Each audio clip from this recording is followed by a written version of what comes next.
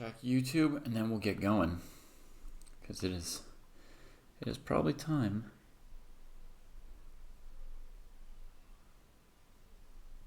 Looks like we're not live on YouTube.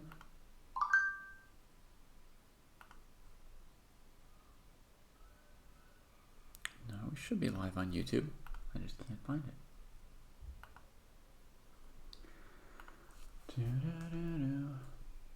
Got the alert on my phone. There it is. Live on YouTube. So, hello to all of Jesse's fans out there. And welcome to our live coverage, no eval bar, of course, of round 3 of the U.S. Senior Championships. That was an epic game yesterday for Jesse in round 2. Bread making was epic as well. It was awesome. It was fantastic. Great experience.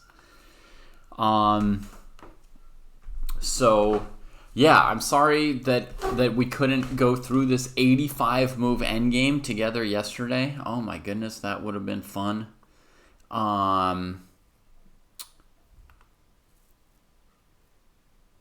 But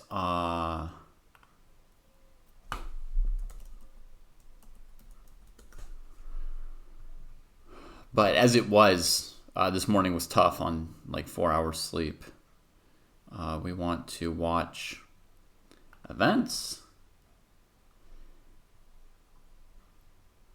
You caught the whole game cross online? Yeah. Yeah, I mean, there's nothing I love better than a really long game, except when it's, 1 or 2 in the morning and I have a growing headache and all that. All right, let's load up his third round game, see the situation. We'll put that here so we can see the live position down below me. And so now, if I've got my setup right, the moment that Joel Benjamin plays his first move, we'll be alerted down there. You folks in chat will see it. I won't. Someone in chat will shout at me, "Hey, round 3's live," and then I'll figure it out and we'll take it from there.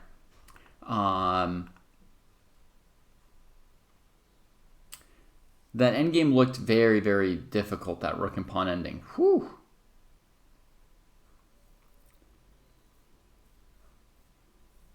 Jesse still won that, yeah.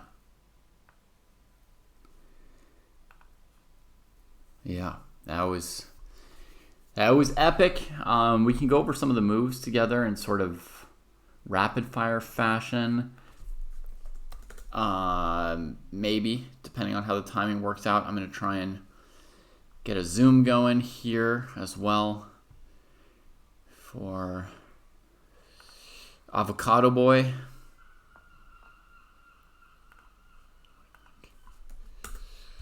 If Jesse and Kostya were superhero / sidekick or superhero duo or whatever, they could be like Coconut Man and Avocado Boy or something like that, right? In some kind of fruit-themed adventure where the villains would be like different kinds of candies and candy bars and things that are trying to get kids to eat them. And Coconut Man and Avocado Boy, their mission is to teach kids to eat real food. Right? Right. I think that's a show that could work.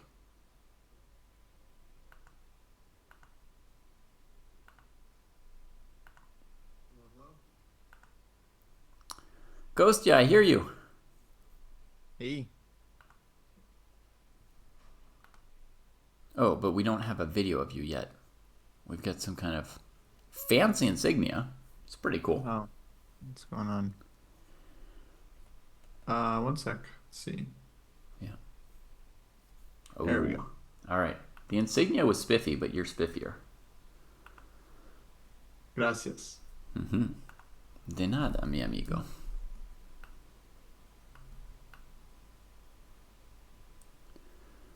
I'm just going to scoot you over a tiny bit. Beautiful. All right. I don't know what people are going to say when you look sharp every day. At some point, they're just not going to know what to say anymore. I just got to keep looking sharper and sharper. Sharper and sharper. It's like everything has its limit normally. Yes. So, another French, huh? Wow.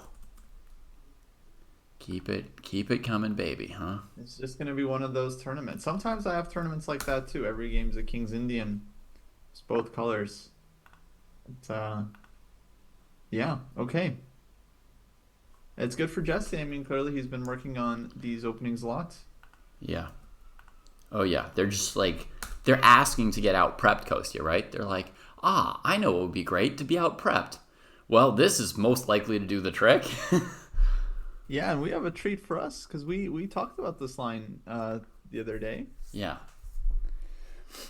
So it'll be good to see the maestro handle it. Yeah, this has been Jesse's wheelhouse since before he had computer prep. I mean, this thing, he's been good at it since everybody watching this show was pee-pee and Pampers, pretty much, you know? Exactly. He prepped this originally on like stone tablets. He wrote out his variations. Yeah. Early castles, man. No fear. No fear. Yeah. You know what preceded stone tablets? Cave paintings? If you want to be even more realistic, I think it's like really hardened mud tablets, because it would be easier to sort of scratch a thing in it, and then when it hardens, it holds. Right. Yeah. I just figured we're here to educate as well, so yeah. So yeah, Jesse's the very earliest writing was done on like hardened clay / muddy kind of stuff. Yeah. And yeah, Jesse was probably writing out variations in the Rubinstein French on him. Yeah, at this point he's gonna have like a second course. The aggressive French. Yeah. Okay, today's playing Joel Benjamin. Yep. Joel is quite good. He hasn't done super well in these tournaments last couple of years, I think, but I mean he's been good for a while. Do you know anything about their record together? I don't know their head-to-head. Yeah. No. They must have played a bunch. Joel's, of course, older, and I mean, Jesse made his GM title in like it was like the 2010, right? It was like, no, it's like 2005 or something. But it was in the 21st century. I would say 2007-ish. I know he made it the same year Caruana did. Oh, wow. Funny to me. Wow. They're very different ages, of course. But Joel has been Grandmaster for many years. I mean, he was U.S. champion in the 90s, if I remember correctly. So, he's got the higher peak than Jesse. Let me see if I can find the stats there. Oh, Patrick's on it. According to Chess Games, they're 1-1. 1-1? Okay. 2 draws or a real 1-1? Let's see. He beat him in the U.S. Championship in 2010. And who beat who? Jesse beat Joel Benjamin in the 2010 U.S. Championships and lost to him in the 2011 St. Louis Invitational. Wow. And back then, Joel Benjamin played D4 against him, so he's never played a French with him. Yeah, and is Joel a big E4 player or D4? I feel like he's kind of... He's more of a D4 player, and even within D4, he's a bit more offbeat, like Torre attack, what's it called, Trompowsky, that kind of stuff, right? Like, not theory, more maneuvering, less theory and tension. But it looks like he woke up this morning and was like, I'm going to French around and find out. So here he Yeah, is, well, yeah, playing into very the interesting French. situation because he repeats the line that Melik played in round one. Mm-hmm. So obviously Right? he had prepped against Jesse's H6 line, Maybe. or at least that's what he implied. Yeah. And Jesse deviates, Right. and it seemed like Jesse deviated quite quickly. Like he didn't get Bishop G5 on the board and then start thinking like, uh-oh, like do I repeat? Do I play something else? Yeah, it looks like he may have spent a minute though, right? We see him not blitzing the whole thing out. And Hmm. chess.com is showing me that he spent a minute on the move, so he may have stopped for a second. I mean, you wouldn't mainly expect Benjamin to play e4, I think. So Okay, it warrants a moment's reflection, I think. definitely. So that's dangerous for Jesse then, because now he's thinking here after Queen D3. Because I know I remember looking at these positions. It was always Queen D2 is the main move. Mm-hmm. Queen D3 is I remember seeing it, but it's definitely more. It's definitely fresher. So it blocks in your bishop, Yeah. and it doesn't cover the squares that you've just traded off the other bishop from.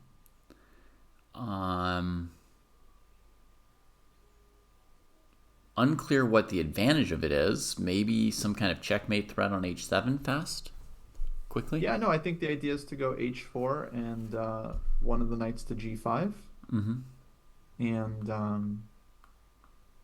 I mean, I'm sure the engine shows this move as being just as good as Queen D2, maybe better. Mm-hmm. Queen D3 is one of those moves that's popped up in like so many openings actually. It doesn't get as much credit as like all the fun like H4 and G4 lines, but we Mm-hmm. see Queen D3 these days in like all these different Sicilians, like Najdorf Sicilian, Mm-hmm. Taimanov. You Yeah. see it in like Caro-Kann positions. And every case, the queen is like blocking the bishop, and in every case, it looks awkward to me. But for some reason, they keep doing it. I mean, their engines are very insistent.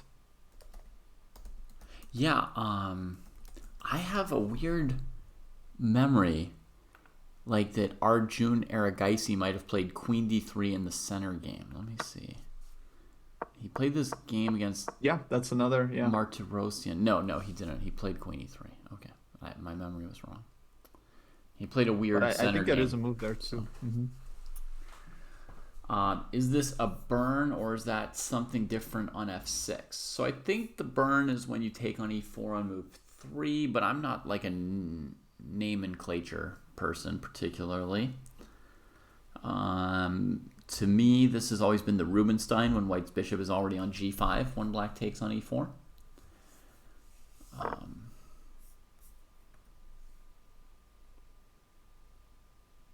Yeah, Rubinstein variation. Yeah. Knight C6. Seems hard to play C5. Yeah, I mean, it's doable. Normally, I mean, one of the points of White having given up the bishop pair is that it's a little harder to play C5. But normally, and we've got arrows showing what White does. Normally, what Black does is Knight D7, Bishop E7, and then C5. That's like normally the main thing they do. So we see Jesse reacting in a atypical fashion here. So he plays Knight C6, running straight into a potential dominatrix on C3, and that means he's got to have some specific move in mind there. Otherwise, this move blocking his C-pawn looks like a real dud. Yeah, Knight C6 was played way too fast by Jesse in particular, for it not to be something he's looked at. Maybe not recently, but Mm-hmm. it's got to be an idea he saw at some point. Because yeah, it's not consistent. The knight almost always goes to D7, supporting C5 and then F6 as well. Um, so yeah, I can check the theory on this one. Curious. And White typically plays C3 in this opening even when your knight's on D7 and there's no pressure against D4.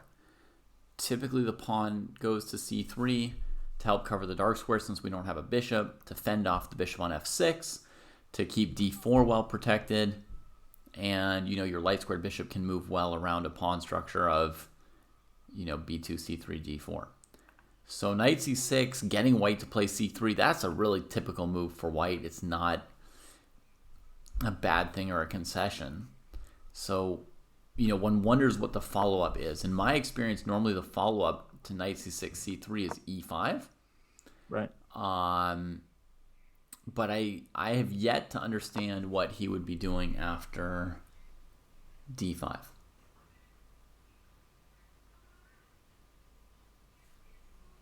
Okay, so Queen D3 in the position where Joel played it is actually quite rare.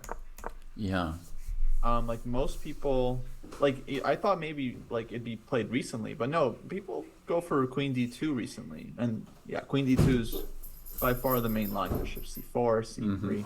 So Queen D3 is definitely a surprise. It's an older move, I'm and gonna then I'm gonna help my kid for a second, Kostya. So I'm gonna let you just oh sure, yeah, absolutely, cover a moment.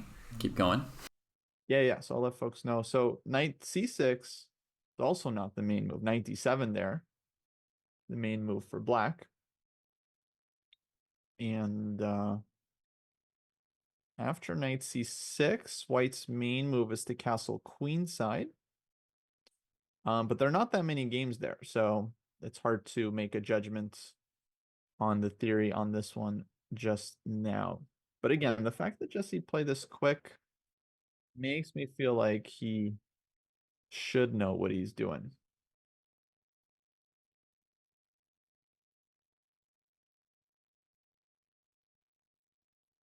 Yeah, I would say it's too early to judge the opening because I mean both players are still um likely in their preparation or opening is still being played out. It's not necessarily over yet. I actually Joel is now thinking, so that to me means 96 might have come as a surprise for him because 97 is the main move by far. It's the move you would expect. Um and yeah, we'll know. We'll see if he knows 96 or not. He castles pretty quickly. So that makes me think Joel is aware of this move.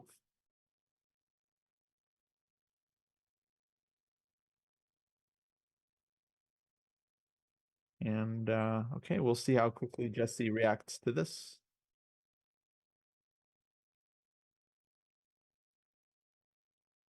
Go, Jesse. Yeah, let's get some Jesse emotes in the chat. Should white take on f6? They do sometimes, but then you trade off some pieces, so you lose your attacking potential. Knight b4.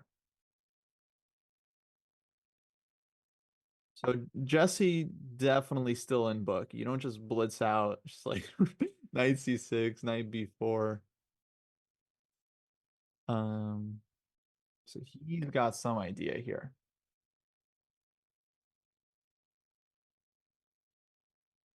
Obviously hitting the queen, hitting the a pawn.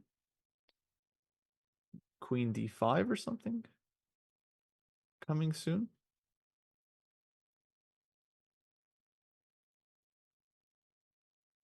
Yeah. Queen d2, knight c6, bishop b5, right?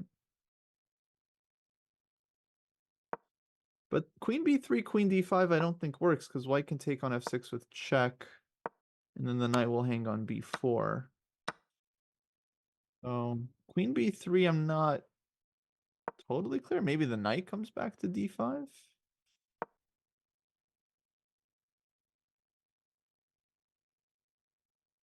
Or something like a5.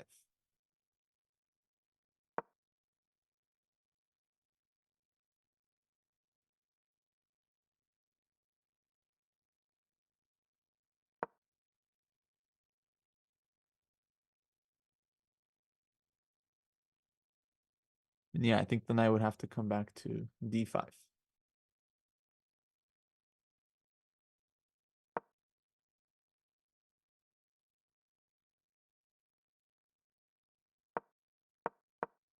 So knight b4. White's queen under attack.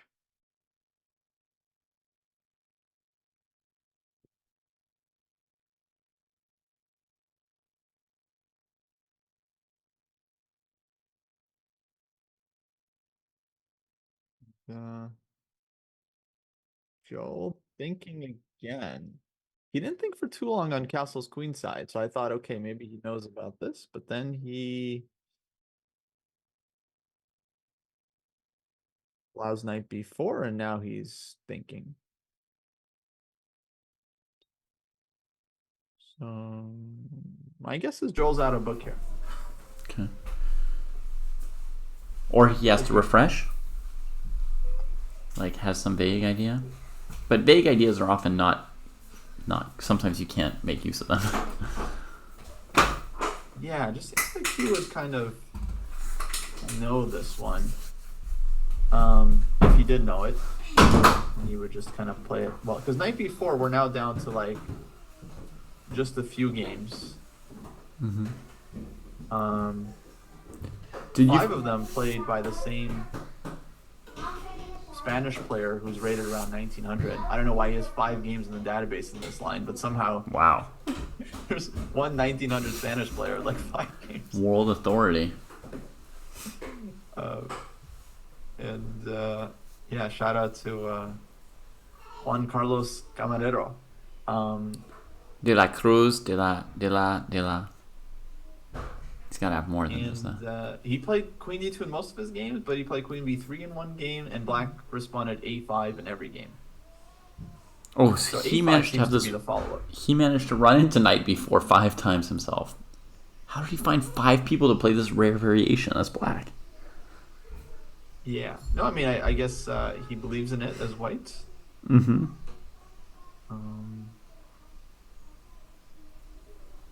I mean, I don't think I've even had 5 games total in the Rubinstein in my life, and I was playing knight c3, bishop g5 against the French, and won e4 a lot. Funny. Wow. Did you find any, like, a move that black normally plays against c3 in the database? Knight c6, c3? Yeah. Yeah, it looks like every game there, or actually no, sorry, a couple of games with b6. But only 4 games. So So we don't even know for sure what the intention is after c3. Yeah, I think that's between Jesse and his stockfish. Some things are best left between a man and his stockfish. Exactly. Yeah. But yeah, it does. I agree. It does look funky for black because you're playing like knight b4, a5. Like black's pieces don't seem developed. Coordinated, poised for an attack. Yeah. They don't have a purchase on the center yet. Right. But I mean, I don't know. Maybe we can start. Maybe we can start the analysis. Let's. Mm-hmm. I'll try to defend black's position. You try to get an advantage for white. Mm-hmm. Okay, let's go. I will play queen to d2 where she should have been to begin with. Queen d2. Yeah, let's play a5.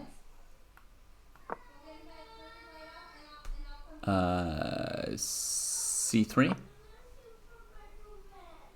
The move that I'm just undoing every move Joel's, every choice he's made so far this game. C3. Mm-hmm. Trying desperately to transpose to some games that I lost to Jesse. Let's go knight d5. Yeah. Try to play normal.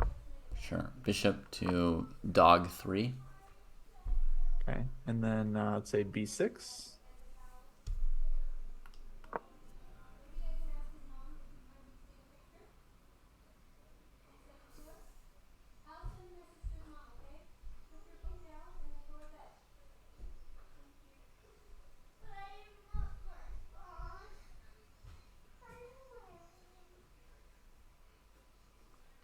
So it's funny, the knight on d5 stops this like typical queen f4 move that white often has. Yeah. All right, knight on e to g5. Knight e g5.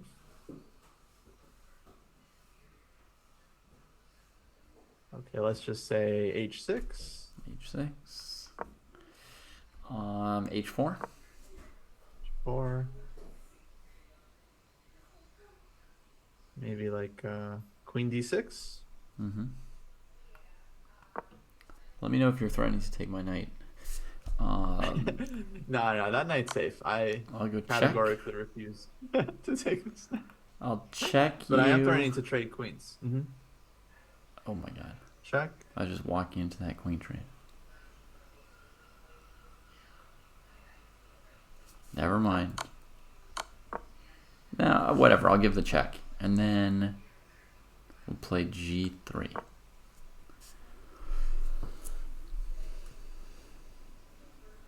G3.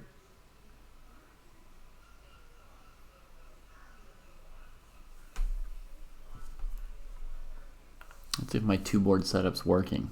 Folks can see analysis coming out this ear, and then the live positioned Yeah. under Kostya's tie. Okay, we're good. Okay, to me, I don't know how scary this is for black. Like, maybe A4 first, maybe bishop B7. Let's say bishop B7.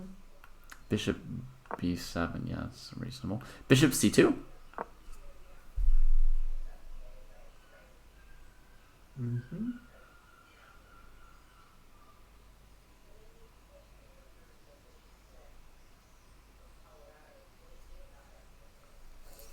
Yeah, maybe I should play queen D3 with the bishop on H7. It's just very weird.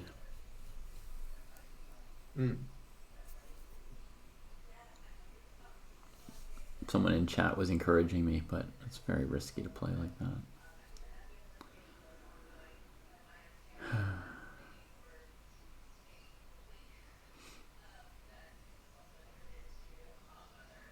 Yeah, this is starting to look quite dangerous.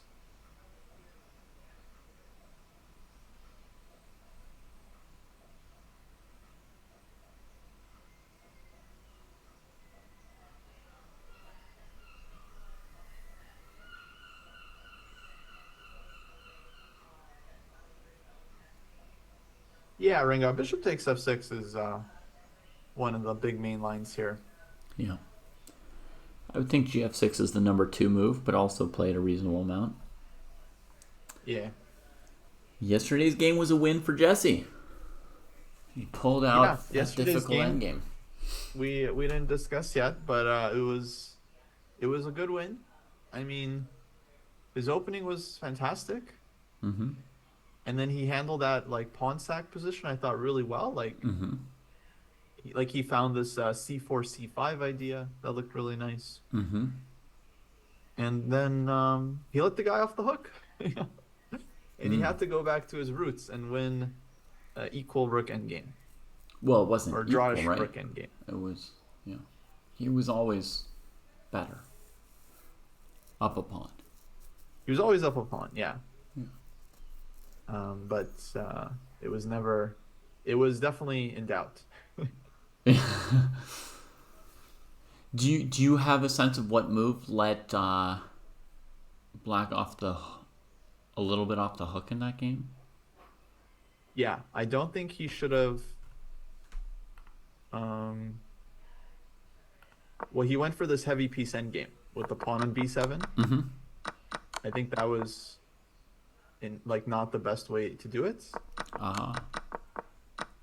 And then so after the queen way he played from there was also not good. So after queen e7 not taking on b6, huh? Yeah.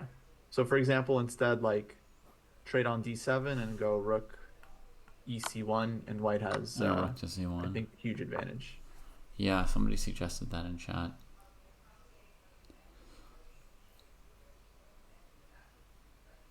Maybe even the other rook to c1, so if black plays e5, you can just take it with a rook. Yeah, the rook could be good too. Here in my analysis board from yesterday, I had rook bc1 as a line, d3, rook ed1, d2, rook c2. And then we sort of started running out of moves for black. Yeah. So it felt like, it should have been an earlier knockout. Gotcha. I thought taking on b6 should be fine, Kostya. My big thought was that in this position here after rook d8, instead of going to take the a pawn, I thought the plan should be a4, a5, a6. And I thought if that a pawn gets to a6, it's game over. Mm-hmm. Because then that pawn is just never going anywhere. Every endgame's lost. And you eventually can fight the d pawn with your extra rook. Yeah, I agree. I think a4 was a better plan here. I definitely didn't like the queen a6, queen takes a7. Okay. Um, But you don't think this endgame was completely winning if he just rushed the a pawn out? it goes a4. I mean, Yeah. maybe. It definitely gives white good winning chances. Okay. We didn't find any particular defense in chat, but the line that I felt weird about was a4, a5, and then I have to go play, queen b5 or queen c5 or something, and I have to take the a pawn and then get out of the way. That was the one I worried a little bit about how much time I was spending. Yeah. But the line where I run the pawn doesn't feel as strong. Mm-hmm. The line where black lets me run the pawn to a6 while running their pawn to d2 looked like just an obvious win for white. Mm. So, I don't know. Yeah, it was intense. It was intense, that game. Hard to know. Yeah, I'm glad he won. I mean, he was the last game. In fact, they even the end of the commentary because his game was going so long. You mean they stopped commentating his game? Yeah, I think they had an early end, but there's That's insane. Who would give up on a live game of that kind of importance?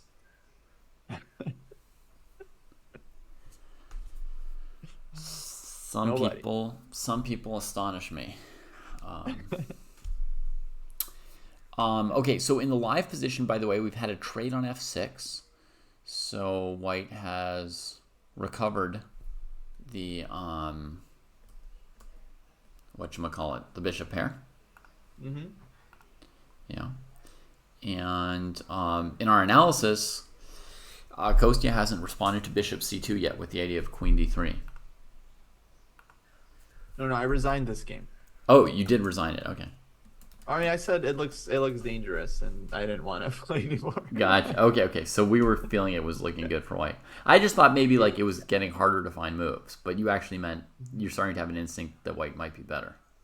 Well, I think at this point it's definitely too deep, and white's position looks good. And that black should look earlier. Mm-hmm. Gotcha. Okay, well, let's analyze the live position then. Now that I've shown why I prefer queen d2, c3, bishop d3 over queen d3 and whatever else. Yeah. No, I mean, I think in general this setup is very dangerous. Just like bishop d3, queen d2, h4, everything kind of looks like it's aimed in the right direction. Yeah. Joel took on f6 and spending a lot of time. So, yeah, for me, it feels like this is almost like a pragmatic decision. Like he fears the prep that Jesse has shown the first two games. Mm-hmm. And now he just wants to like simplify things a bit. Right. I mean, he spent his whole life fearing theory and playing, d4 knight f3 or d4 bishop g5. So strange moment to play e4 and then be like, oh no, never mind, I'm scared. Well, you always go back to your roots. That's right. It's like I tried to play a wild e4, but then I got scared after all. I've played some e4 recently. I'm 2-0. Mm-hmm. Tournaments. Nice. Lifetime or just in recent? Just recent 2-0. But I mean, I've played it more than twice. Okay. In real events. You know what first move I'm 3-0 with in tournament chess? C4? Nope. Played that way more than 3 times. Yeah, that's true. And I can remember at least one game I lost with c4. B3. Nope. Knight f3. Nope. Oh, not knight f4. Nope. I've played that dozens of times. G3. Nope.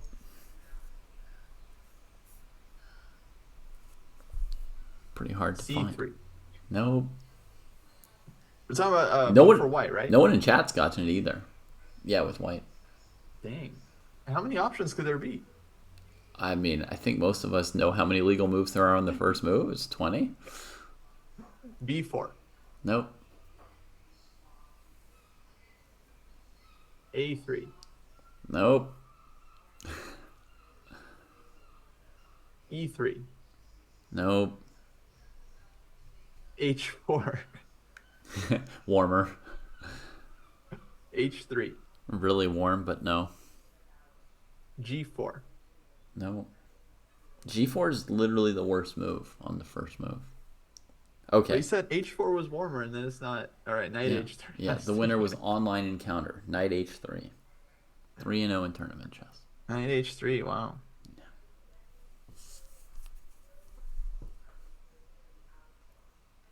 I don't know if there's any I other don't know. first move that I have a perfect score with. So knight H3 is best by mild experimentation. Best by test. Yeah. It wasn't very recent, no. It was back when I mostly played F4. Oh, so you decided to improve on it. So knight H3 was, like a weird way around. When F4 has too much theory, that's where you go. Hmm.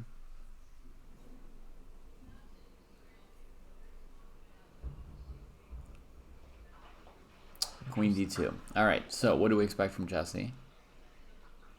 By the way, the move knight F6 check to me, Kostya, suggests that he had some part of him that wondered about Queen D2, Bishop E7. You took black's honor, so you played A5, C3, and all that, but I was thinking of playing Bishop E7 if I took black here. Hmm. And I think Joel must have considered that a bit too, because otherwise, why else preemptively trade? Hmm. Um, I mean, makes sense. You can bring the knight to F6, which is a typical idea.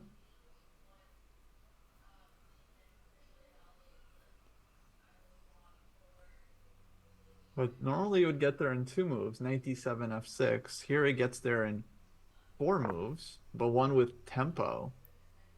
So honestly, I have no idea. Honestly, so mm-hmm. it can't be the same for black. Seems slower. And Jesse goes A5. Makes sense.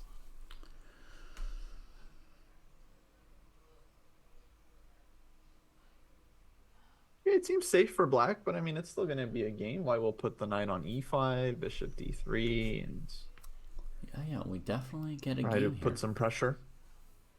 You know what? Joel played E4 in the first round too. So people Hmm. really change with old age, I mean, old age is strong, but I mean, as people develop in their lives, they can have different phases in their style of play, their openings, and all that. So, Yeah, and he lost round one to Larry C yep, and the Alekhine defense. mm-hmm, yep, And actually, I interviewed Larry after that game. So Larry was saying for him, Alekhine is pretty fresh. mm-hmm. And yeah, from what I remember, I thought Joel had a good position, but it was complicated and he soon went wrong. But I feel like in general, it's actually a good thing if you see people at like older ages still experimenting and still being fresh. It means they're not in any ruts. Same for Larry playing the Algekian, right, and saying that's fresh for him. Yeah. There are people who sort of say like, oh, I can't play exactly like I played as a youngster. I'm not calculating as quickly anymore. And then they just start going, G3, Bishop G2 every single game, playing system chess when they Hmm. used to play real chess. And I think it's awesome to still be trying out new things and expanding your horizons. So, I mean, not Yeah. that And I mean, Joel. Sorry, go ahead. hmm? No, no, you go ahead. Oh, I was going to say not to say that Joel never played E4 or anything. He was a strong grandmaster who explored a lot of different openings. Yeah. No, for sure. I was gonna say, the guy that's really just like, um, just always fresh in the opening is Shaba. Just like non-stop, like for years. I remember, I was watching him in like U.S. championships like 10 years ago, and I remember he beat Shankland actually. Very nice game with Black in the Catalan, where he like sacrifices an exchange, and then afterwards he came to the interview and he was like, "Yeah, this is a trendy line. I looked at some recent games, and it's just like I was just very impressed. He beat Shankland, of course, really good theoretician himself. Yeah. Um, A and younger and and then trendier like player, you would think. 2 days ago, he won his first game against Becerra, and I interviewed him here, and Hmm. same thing. He came down. He's like, "Yeah, I played fresh line. Kind of trendy." It's like, dang. Right on. He spends a lot of time, yeah, working on the openings and finding new stuff to play. Yeah.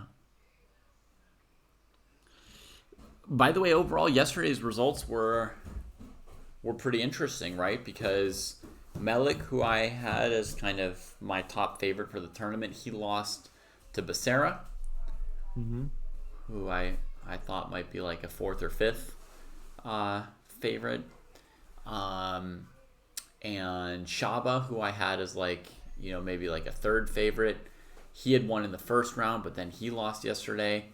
Um, so things are pretty mixed around, right? And Jesse, who lost in the first round, won. So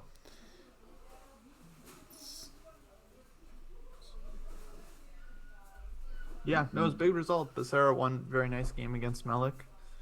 I mean, so far, Kopyan, he's been the big dog. 2-0. He won 2 games with Black, both very high quality. He beat I think he beat Root in no, not Root. He beat Novikov round one, and then Shaba round two. gotcha.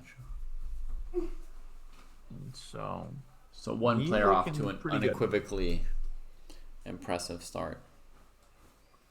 Yeah. So I'm looking forward to Jesse's game against Vladimir, because that's gonna be big. Mm-hmm. Yeah.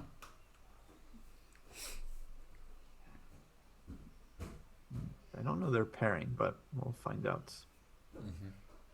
Do you know if overall Jesse has 5 blacks or 5 whites in this tournament? Well, he started with Black, so I guess he has 5 blacks. Yeah. But so far, I mean, he's been all right. Yeah. Yeah, it's not a big problem to play black anymore. Yeah. Yeah, I mean, the first day Black won 8 games out of 15. Ow. Yeah.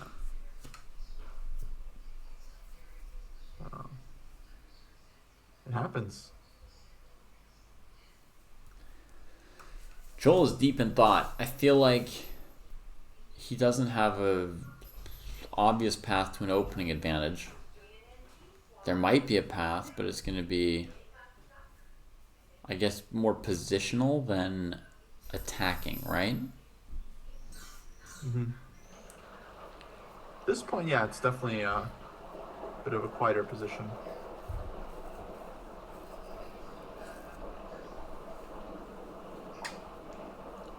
He should be looking to play knight e5 and rook he1, I think, instead of something on the king side. Yeah, yeah, exactly.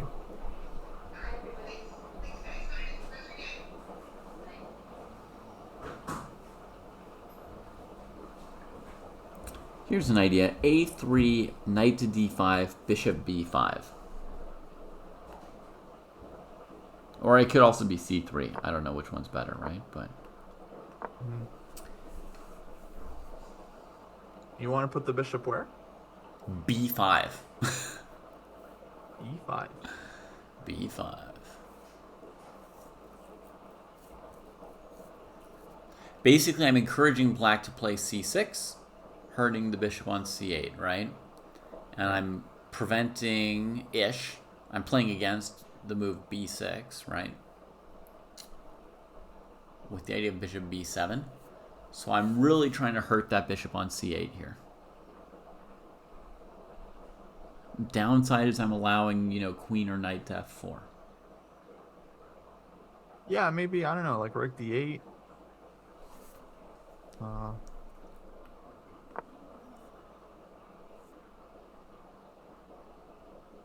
So on b6, what did you want? Bishop c6? On what? On b6? Yeah, on b6, I would have just gone straight into c6 with the bishop, yeah. And then rook b8? And then rook b8, knight e5.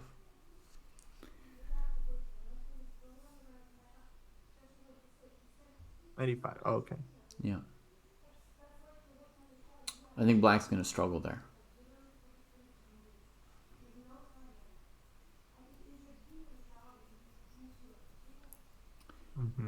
Let's say rook d8. So you're not feeling worried. I take it.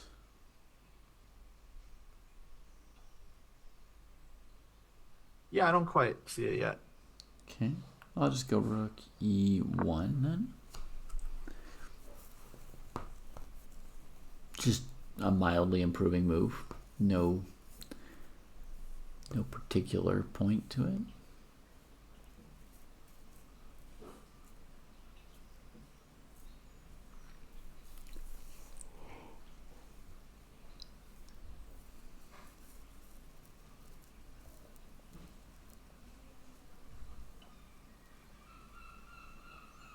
Okay, I'll go bishop b7. You have an answer to knight d7? Oh yeah. Okay. I'm just making sure. I thought you'd never ask.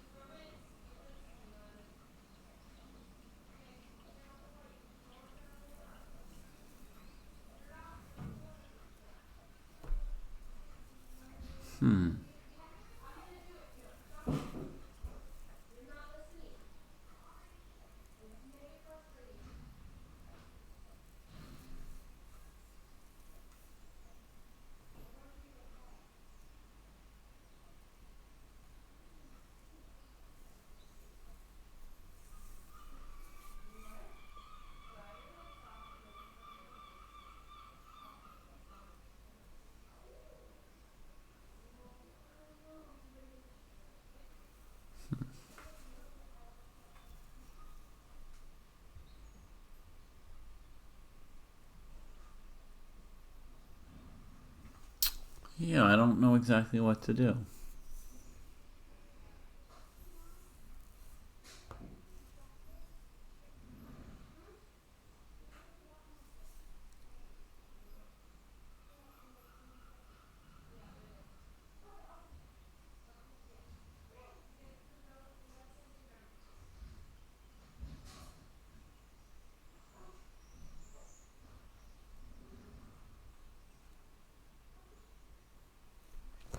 Okay, so maybe knight d7 takes c6, c4, knight e7.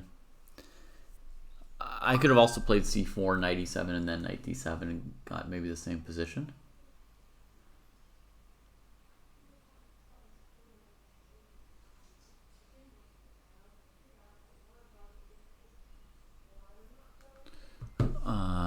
And then here I was thinking I might try this move c5.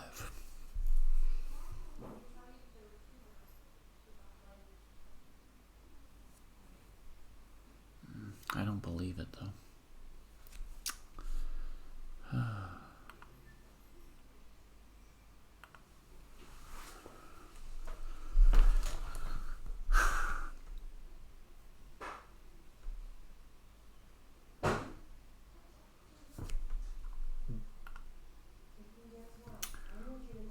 Oh, hey, Bestie Boots. And hey, Summoner. Welcome. Patrick, yeah, I could have just played g3, but Kostya was going to play knight e7 and force the issue in a second anyway. Because my advantage was getting kind of neutralized.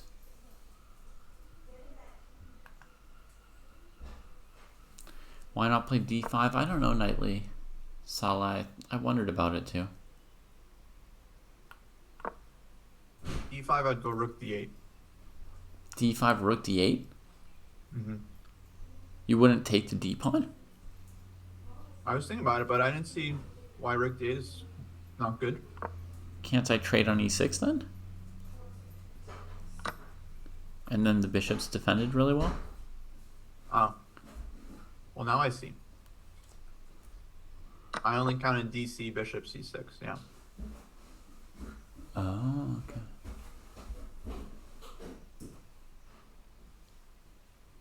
Huh. Yeah, I'll probably take on d5 then. Yeah. But I didn't know how to evaluate that, because, I mean, the bishop will get out. Oh, you're right. My bishop will get out. Why didn't I play d5? I spent like 10 minutes worrying about this position. Yeah. Well, we have to say that white looks reasonably good after d5. I think so. Yeah. I mean, I don't know. There's always, like, some funny compensation. I think if you Yeah, like, okay, I'll take twice on d5 with, like, the c-pawn and the knight. c-pawn first, right? Because I think if ed, there's just concretely queen e3, and the game is over. Do you want some, Shelly? Yeah, I don't want... Yeah, no Right. ed. Yes, please.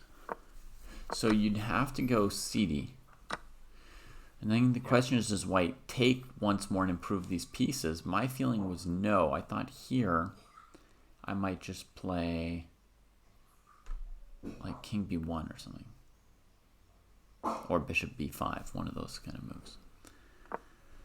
Let's go king b1. Mm-hmm. So in theory here Then we've got DC? in theory here we've got knight and pawn against rook, right? So But DC, it's 2 pawns. yeah, I mean I didn't have to give you DC. I thought queen d6 would win if you took on c4, so I didn't think you would. But I mean, if we just tried to evaluate without playing king b1 or playing any moves, and we just looked at this, we'd say knight and pawn against a rook. It just looks totally insufficient. Yeah, I feel like it's more complicated than that, because there's, like, queen g6, and, like, the king is potentially weak, but... Yeah. Okay. Yeah, I don't really believe in it. Yeah.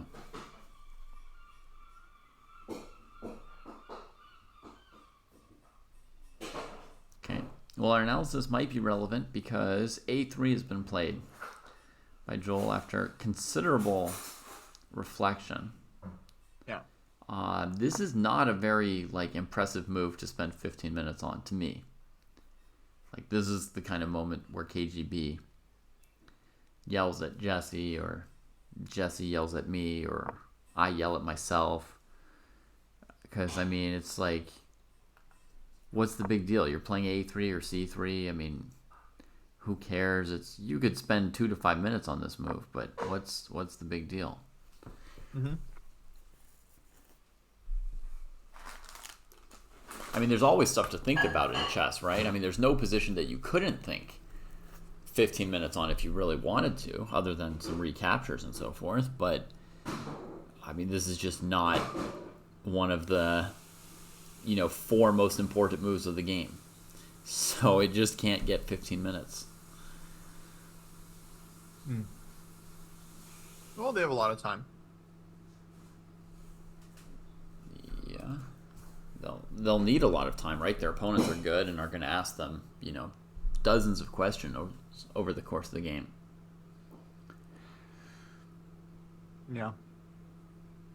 I don't know. I think it's getting into the position. I'm used to 90 plus 30, so for me it's like the game is just starting. Okay. You're like, I've got all my time. Yay. Mm-hmm. Yeah, Boss Tweet, it's just 2 hours for the whole thing, plus the 30-second increment to avoid flagging later. And Kostya, look, here's an interesting comment. Nightly Salad likes this bishop b5 idea. Actually likes the move. Mm-hmm. It's a pretty weird move.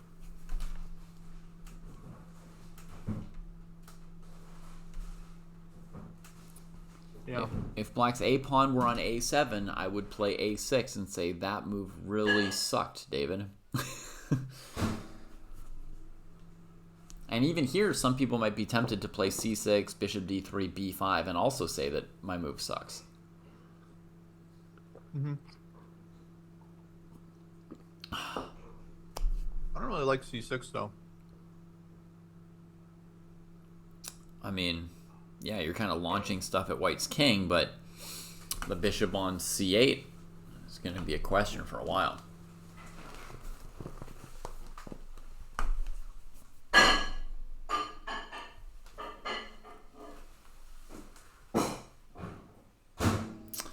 Overall, Kraai has 1 out of 2 so far. He lost in the first round with black. A game that looked briefly dead equal out of the opening, but then the game went on and became quite interesting and got ground out in a queen ending. And then yesterday in the second round, he got a really great opening as white. And got a huge advantage, and then it was still a really tough fight, and eventually he ground out a rook endgame. So we've had some interesting endgame positions so far.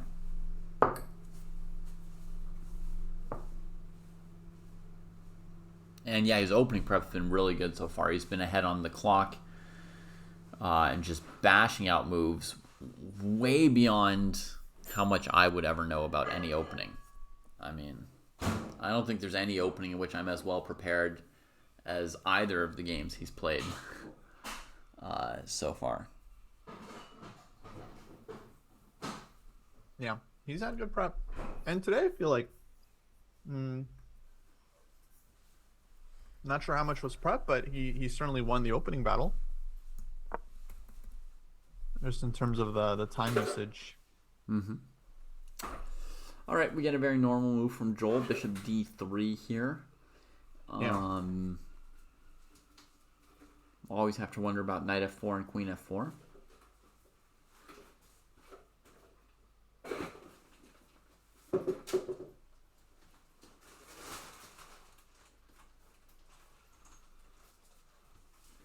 And if those moves aren't good, then I guess b6, bishop b7 would be a normal way to keep developing. Yeah, exactly. All right, paid out the prediction from yesterday. I'm going to start a new one.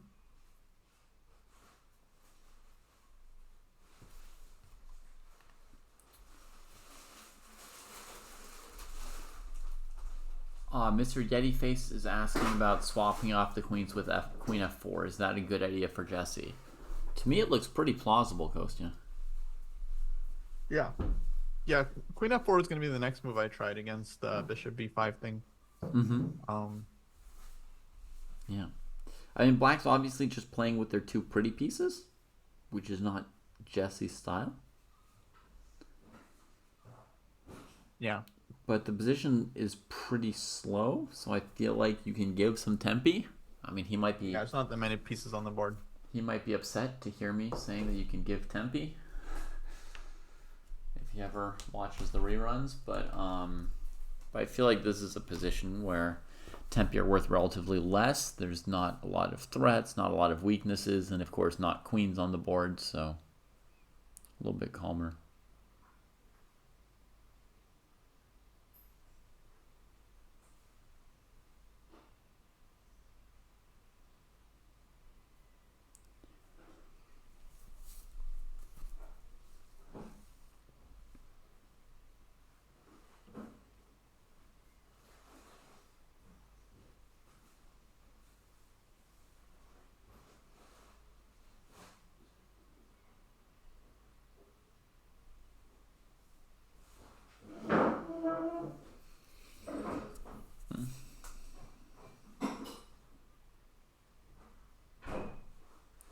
Against queen f4, I would probably play rook e1 for white, Kostya.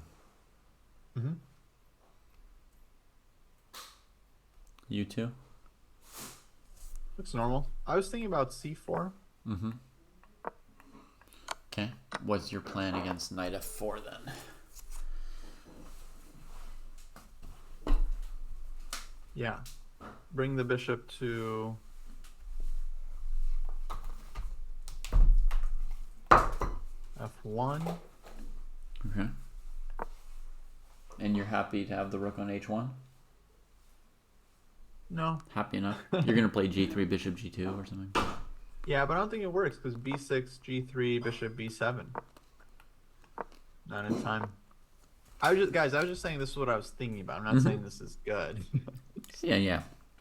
Don't worry. Neither of us is on the hook for our moves being good. I mean, here you could play d5 and True. The battle goes on. Black plays knight g6. And maybe bishop g2, e takes d5, knight somewhere, Kostya, right? Ooh. What do you think? Maybe you're doing something, huh? Doesn't look amazing. I don't know. No? Okay. I mean, we're just going to get this pawn back on d5 and then whatever. Yeah, but I was avoiding getting a bad isolated pawn.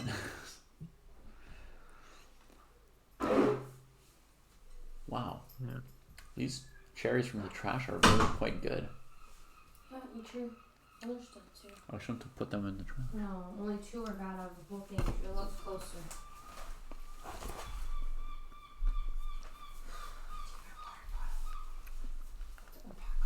All right, Jack Mason has a different idea for us. Yes, Oski, I agree. We're just analyzing. No one is claiming that white is better here. We're just analyzing. We played some slightly spicy moves to get a really not spicy position.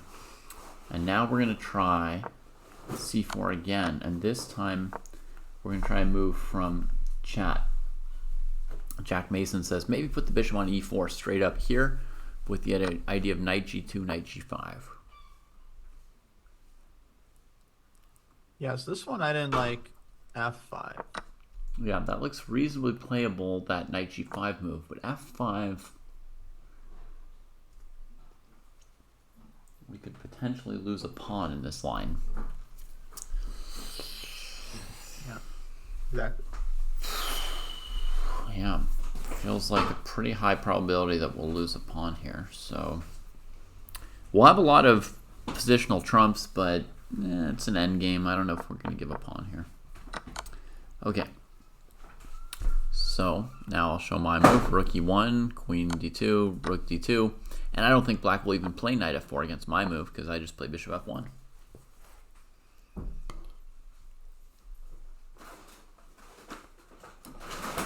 Mm-hmm.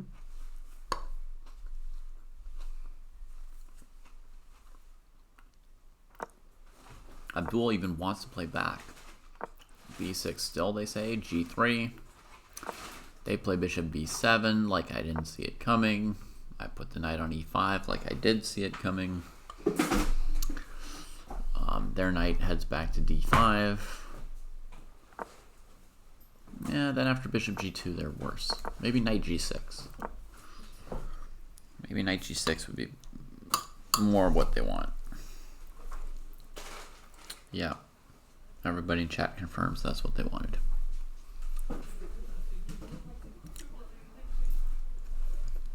Yeah, I don't know. I think black's supposed to be okay. Mm-hmm.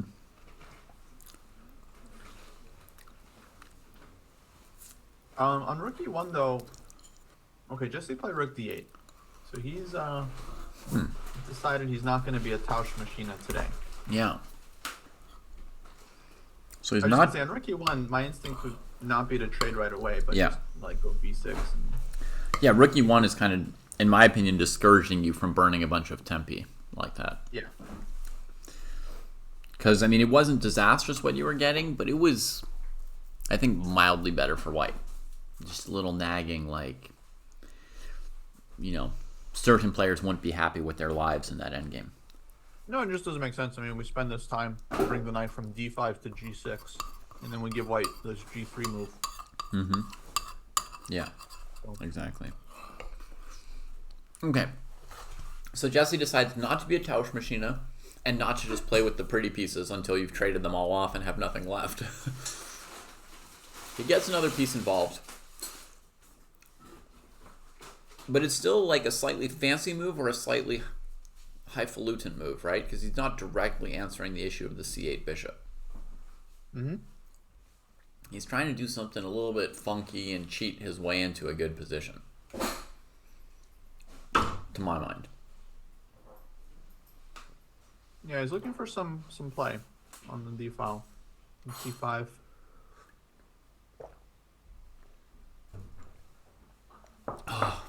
Makes sense.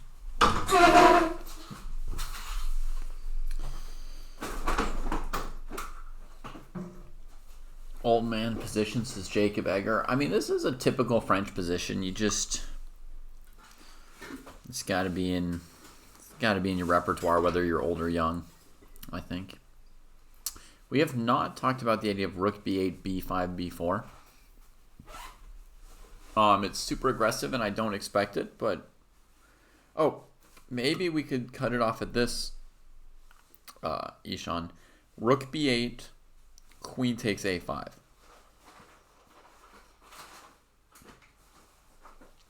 Plus minus.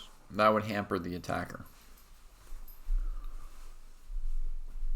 Patrick Daly wants to play b5 as a pawn sack. And bishop takes b5, then rook b8. Yeah, but you don't have the c6 square. And I will play c4, holding my ground, and then look for moves like knight e5 and queen a5.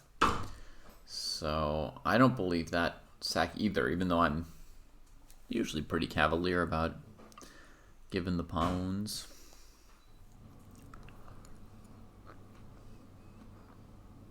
Yeah, it's not exactly a dragon. It can be hard to judge. Of course, the b pawn sack is definitely an idea. Mm-hmm. But yeah, when a couple pieces are traded off, then you have to be a lot more careful with giving up the queen side. Okay, Sean, so like c6, we talked a little bit about c6 as an approach to the attack. This move we have discussed. And my thought is that white goes knight e5. And now the bishop on c8 is pretty bad. And it's hard to move your b pawn because your c pawn's hanging. And, yeah.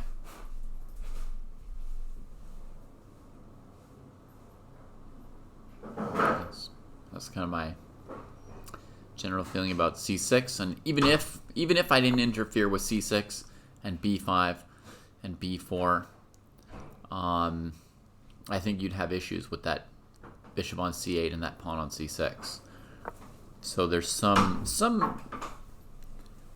possibilities you're awakening for black, but you're also not solving some positional problems. David, I gotta run. Oh, wow. But I think I'll be back. Okay, cool. I think it's just one game that's ending soon, and then I think we'll have... So I'll come back. Then we'll probably have another stretch. Cool. Yeah. All right. See you, Kostya. I'll just turn my camera off. Sounds good. I'll see you all soon.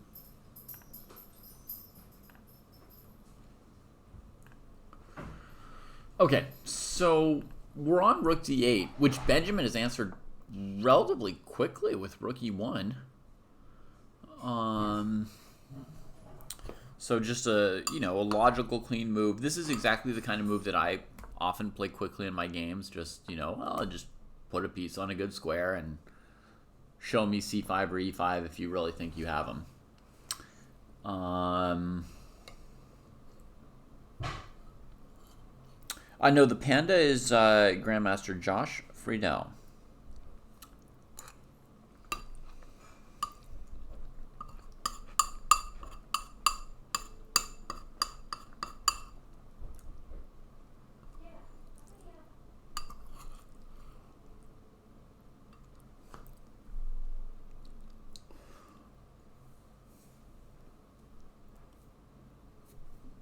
we didn't even figure out yet what the idea behind rook d8 was.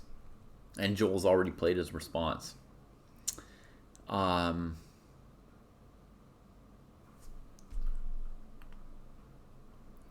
to figure out what black is supposed to do.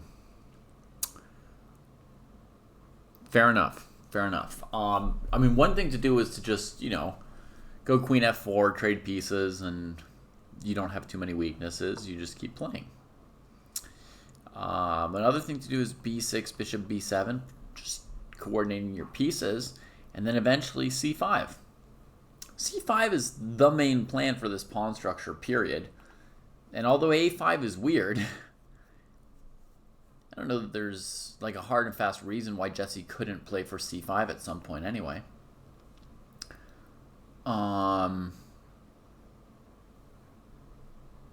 Rook d8 with the idea of lifting, maybe.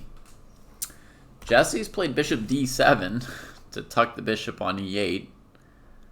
And I don't know if at some point he's going to rook c8, c5. His a-pawn will need defense. Rook d8 did play towards c5, sort of, and I wondered if Jesse had c5, if that was the point of rook d8, to play c5 as a pawn sack, and then in this position do something. The follow-up could be knight f4, or something totally different.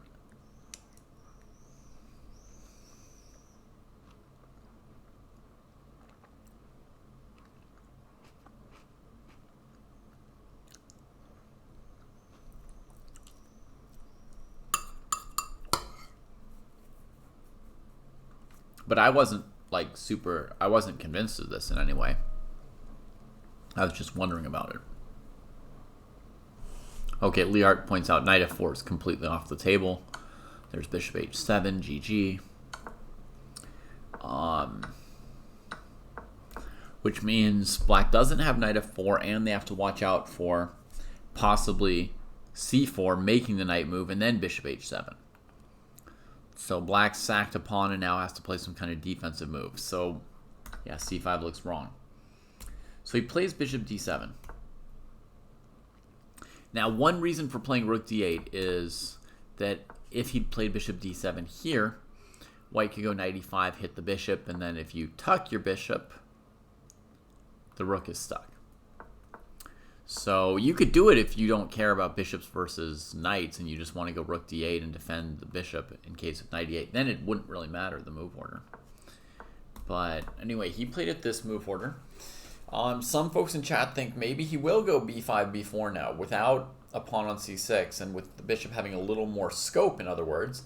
And b5, b4, you can see now maybe, folks, that white can't easily play a4 against it because of bishop takes a4. Big difference between bishop d7 and c6 right there. Very much in favor of the move Jesse played, that comparison.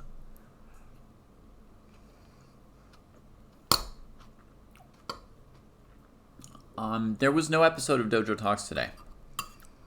Jesse's at a very important tournament, so we're not distracting him with random stuff.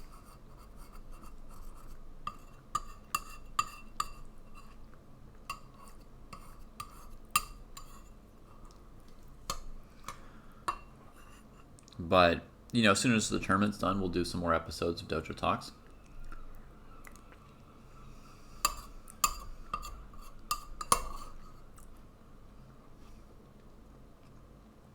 But for the next week, Kostya and I are focused on this. Plus, Kostya has to cover the U.S. Junior and U.S. Female Junior for St. Louis. He's doing interviews and round recaps. I mean, he's working very hard this week.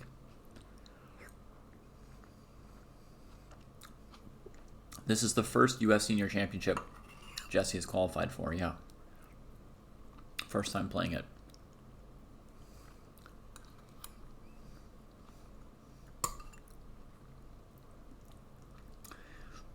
I remember playing in the U.S. Normal Championships in Oklahoma with a lot of the folks who are now in this U.S. Senior Championship, like Jesse, like Joel, like Melik.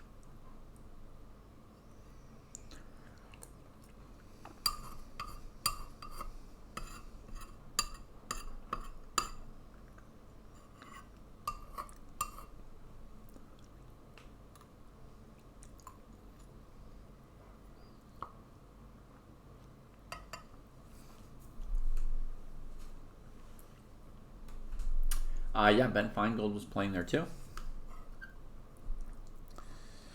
Robert Hess, Ray Robson, Boris Gulko. I played in Oklahoma once.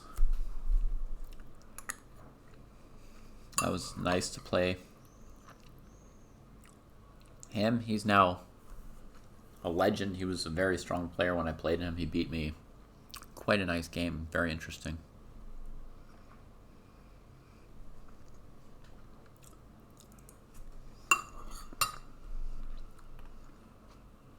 I do have a fictional bio, Bestie Boots.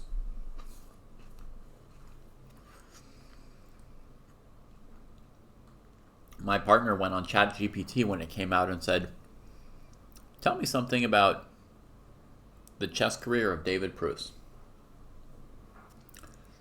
And it gave a whole fictional bio, including games I'd supposedly played in tournaments against real players, but they were games I hadn't played, and all kinds of nonsense, you know, my results in various tournaments, and so forth. Super, super specific, and none of it true.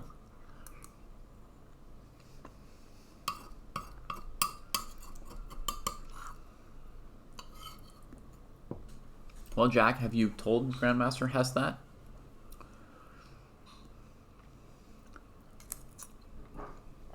You should tell him that. He'll probably feel good about it, even if he never acts on it. But maybe one day he'll act on it. Or maybe he'll join a really good educational platform that's already out there.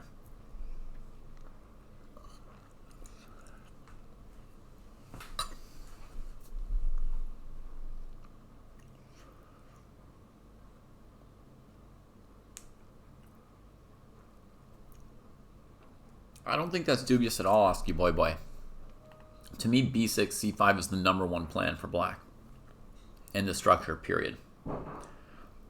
And there has to be some really unusual, concrete something or other to make me look in other directions for my plans. But I could see b5, b4 coming now. I see how that works with the bishop on d7 or e8.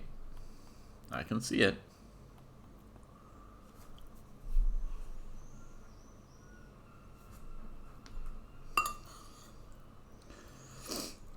Thanks for hitting up my command, Hockey Chess Dude. What do you think? Is that command working?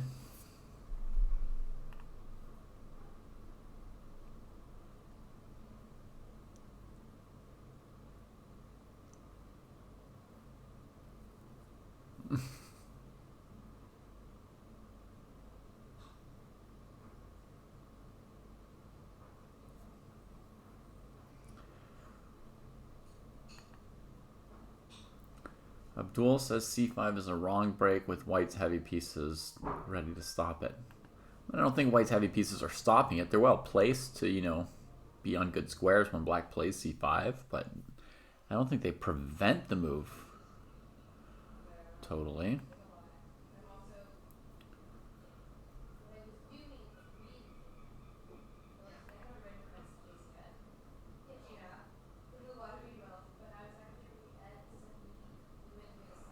Yeah, if white's worried about black's attack, good point, Liart. Just like black has this queen f4 option, if black's worried and wants to just simplify things down towards an endgame.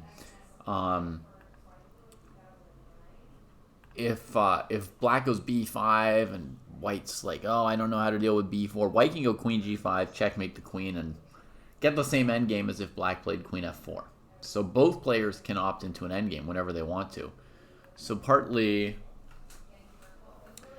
we'll see if at any point one of the players is unhappy with their position, they'll probably run towards an endgame to mitigate it.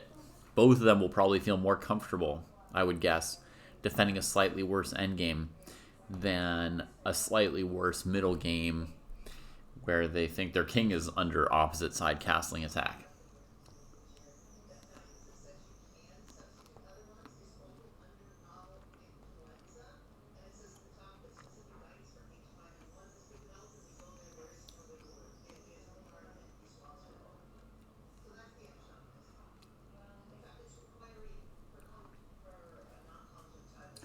Yeah, b6, c5 both deals with white's central advantage a little bit, which is his d-pawn. But also by opening the c-file, it advances the potential for a black attack on white's king a little bit. So it's really just the plan par excellence for the French.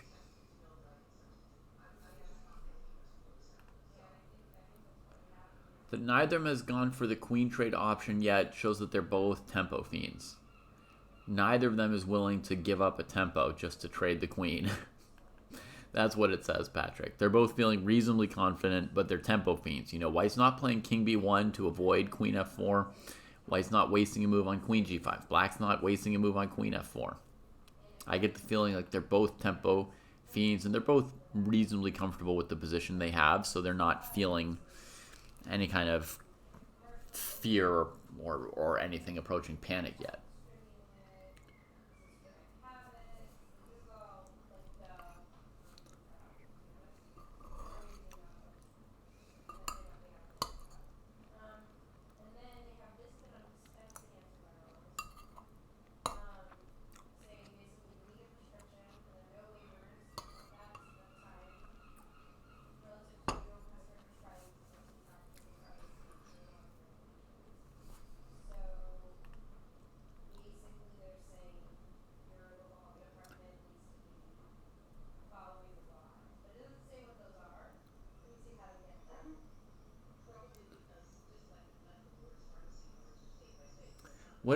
What do you mean by that, Mr. Hockey Chess Dude, about Twitch stream is Alpha Zero, hard to think of different ideas?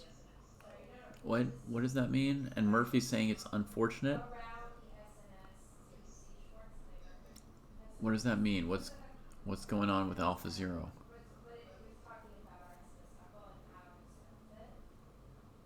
C4 is definitely an interesting consideration for white, and not obvious how we evaluate it as an option.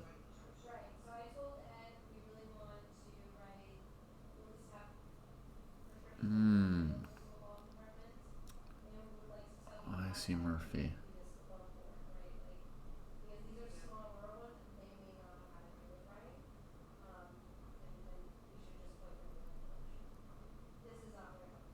Yeah, you can whisper to me, for sure.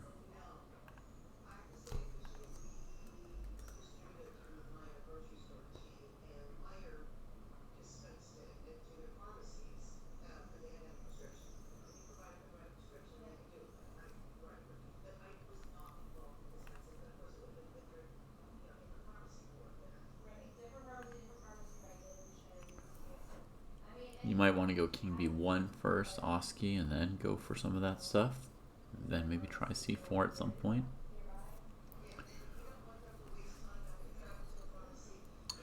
Is white at all interested in bishop e4? That's another question from Jakob. Doesn't feel like the bishop's superior to the knight. Yeah, the bishop and knight don't have vastly different value in this particular position for either player. But you could keep in mind that if nothing special happens in the endgame, the bishop will eventually be slightly better than a knight. So it has like a slight potential higher value one day down the road.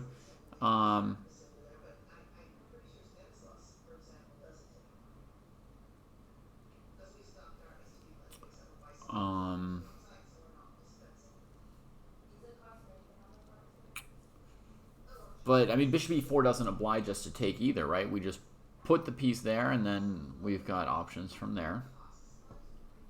I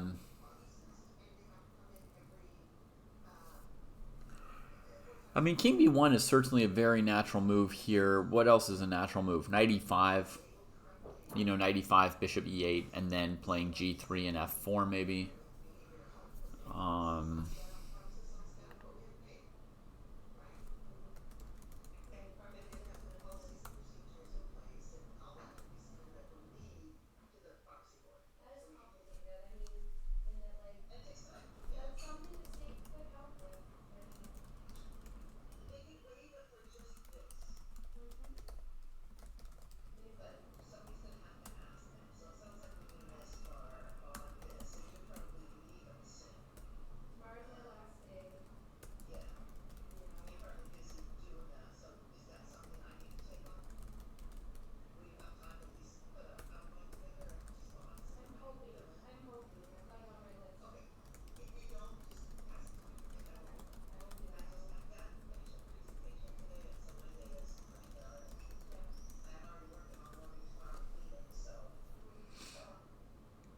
I agree, Scott Post. Jesse better prepared in the openings 3 times in a row at this point.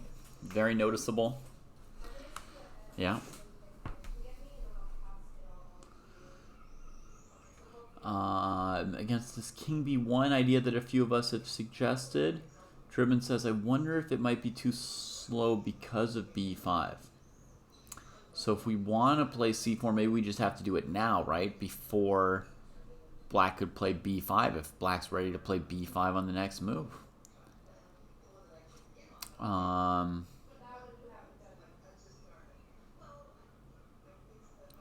So yeah, so one option here is like C5, Knight F4, Bishop F1. And then a question back at White is, what about Bishop C6? You know, what do we do with that situation? Not obvious, right? Because if we go Knight E5, the opponent might grab our pawn from us. If that's a concern, maybe we could start with Knight E5, Bishop E8, C4, Knight F4, Bishop F1. Now there's no Bishop C6, but now we got this kind of lineup going on, and we have to be very careful about C5, right? Or I don't know about be very careful about it. We should have considered C5. Ideally, we have a response in mind.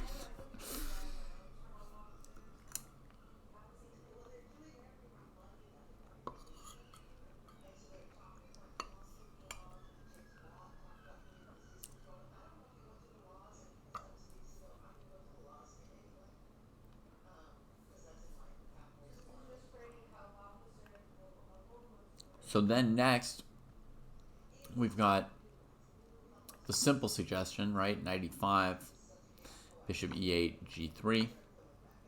And again, we wonder about, I think people are wondering about C5 as well. No floppy pawn. Jesse converted his endgame yesterday and won.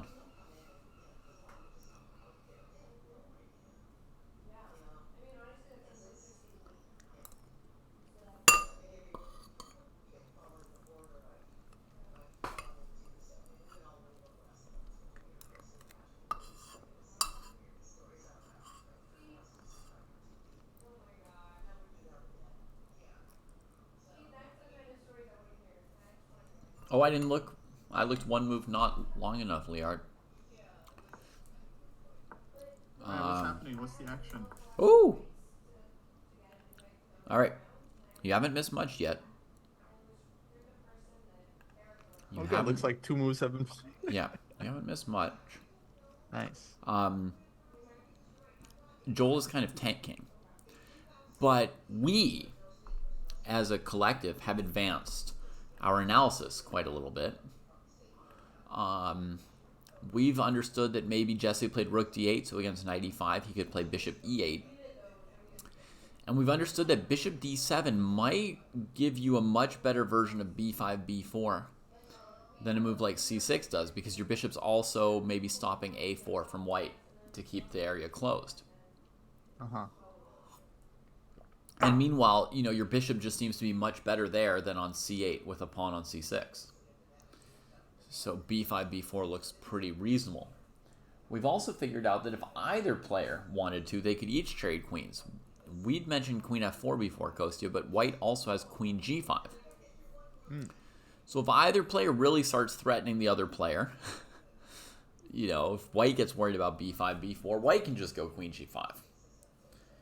Yeah, they both have a bailout. Yeah. Very good. Bailouts are very important at this age. So we think that neither player is scared yet, since neither player has gone for the bailout.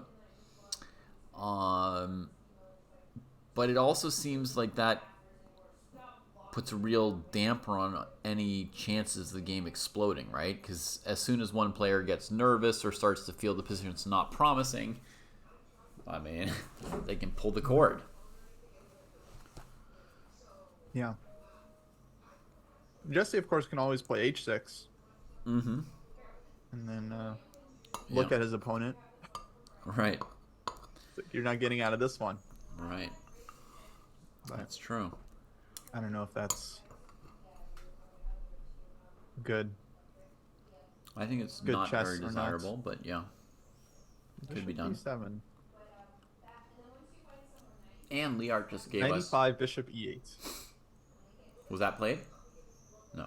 No, that's what we're saying, yeah? Yeah, so I had a suggestion of knight e5, bishop e8, g3.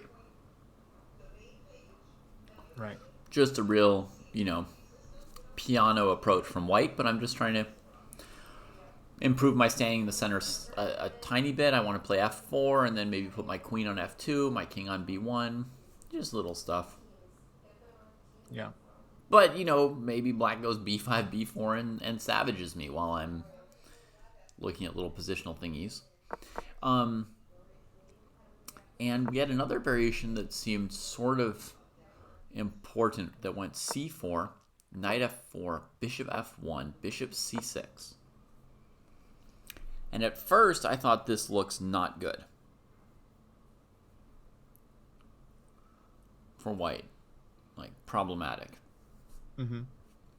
But Liart just gave us a line that you play knight e5 anyway. Bishop g2, knight g2, rook g1, knight f4. This is where I stopped calculating several moves ago. And Liart adds knight to g4, attacking the defender of the knight. Mm-hmm.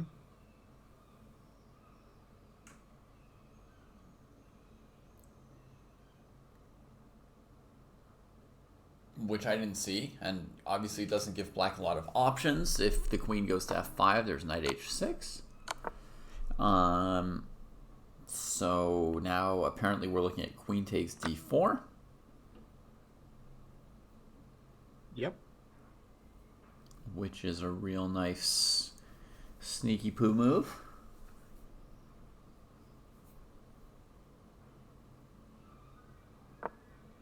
Looks okay for black. Yeah, the question was maybe queen c2 here.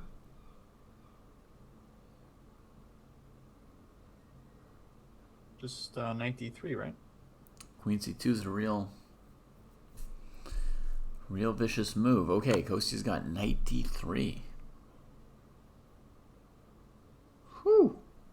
That looks good. That looks good. Okay. Yeah, someone's losing. I don't know who. that was a real spicy variation. Joel's just moved. He's played bishop e4, and that was 22 minutes.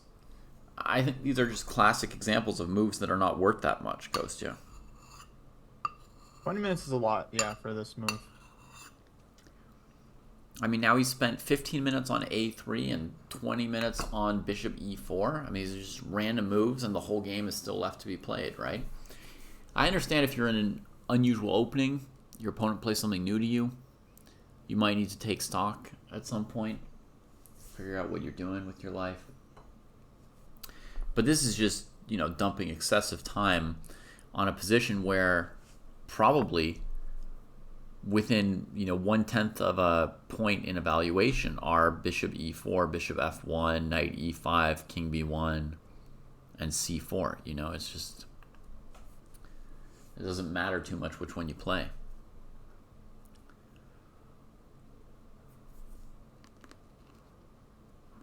Yeah, no, I mean, I don't know. Usually I'm the guy that's like, yeah, any move is fine, but here I'm like, yeah, I don't know. I mean, you gotta dig into the position and try to figure it out. I guess I feel like the position isn't the sharpest, but it does seem that there's a lot of nuances in terms of the move order and where to put the pieces. Mm-hmm.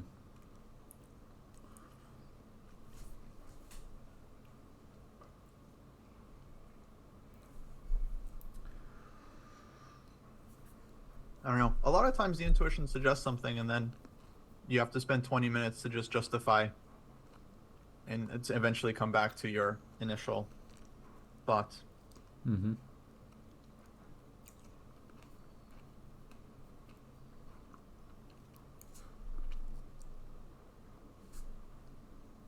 So were you guys looking at bishop e4? Bishop e4 was just played, and it was a move that had been suggested by someone in chat, so we'd considered it. We asked ourselves if this bishop was any better than the knight. Right? And I said in the current position it's not more effective than the knight, but maybe there's some endgames where it would be a little better than the knight, so it might have just a slightly higher potential value. Mm-hmm. But certainly possible to transition with bishop takes d5 at some point if we want.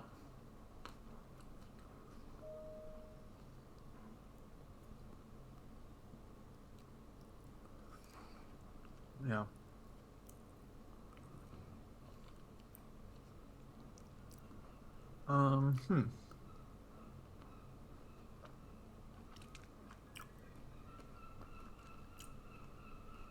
Bishop e8 feels like the natural response. Mm-hmm. The bishop c6 runs into knight e5. Don't see the upside there.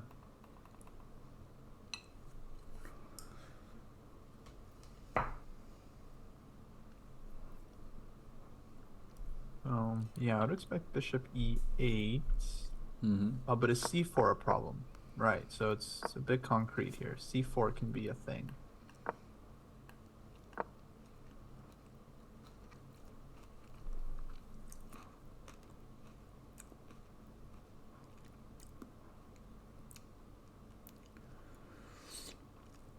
Okay.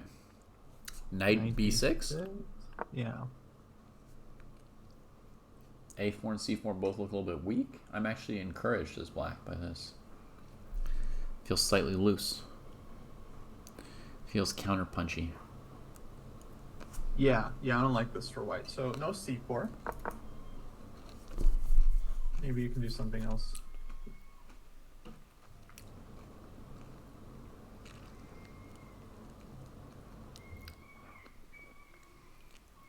g3. Yeah, king b1, b5. Okay. G pawn push, you know. To where? G? Oh, people are suggesting either g3 or g4. Okay. g4. The other side of the pawn push. Actually, you know, once black plays b5, maybe I should go queen g5.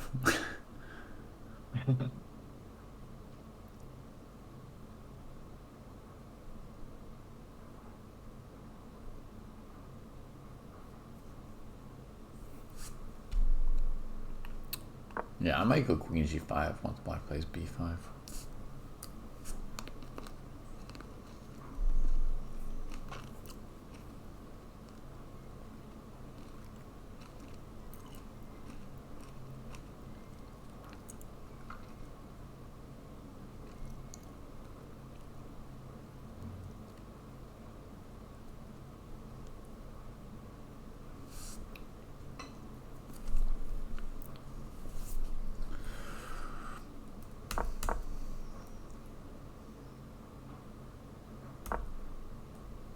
But yeah, I think bishop e8 is a pretty easy move if he wants to play it. But then white has no winning chances. Not no winning chances. They would just have to outplay black in an endgame. We've already seen round one, right? So we know that there's still winning chances.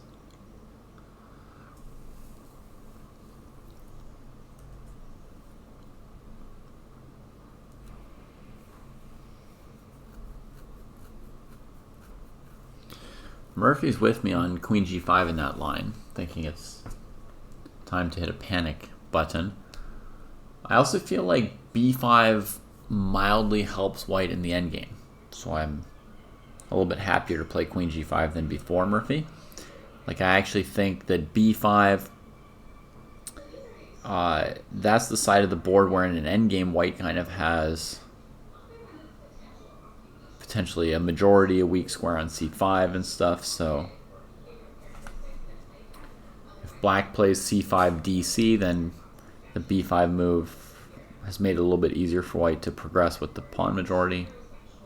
So Yeah. I could see it being just like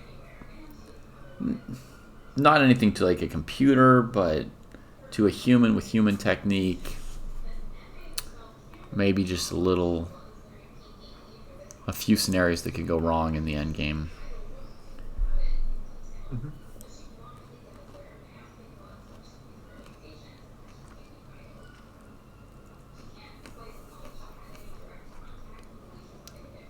Oh, Jesse will play b5 type of moves, Rango. He will. He will, actually.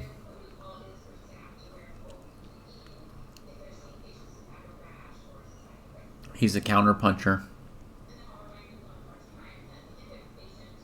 Yeah. He might be thinking about b5 right now. Mm-hmm. Yeah.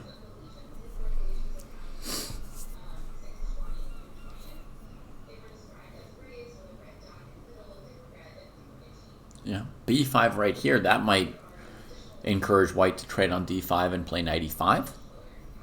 Yeah. Headed for knight d3, knight c5. Or even just leaving the knight on e5 and playing queen c3, right? And put the queen on c5 to work with a knight on e5. I just put the picture up for folks, maybe. Something like this, maybe queen c3 coming. Try and like show a little bit of c5 weakness for black. Right, but black is going b4. Mm-hmm. Right, I might not have time to do any fancy positional haberdash. No. Or slobbery do. b4, rook e3. Mm-hmm. I mean, I'm still being fancy.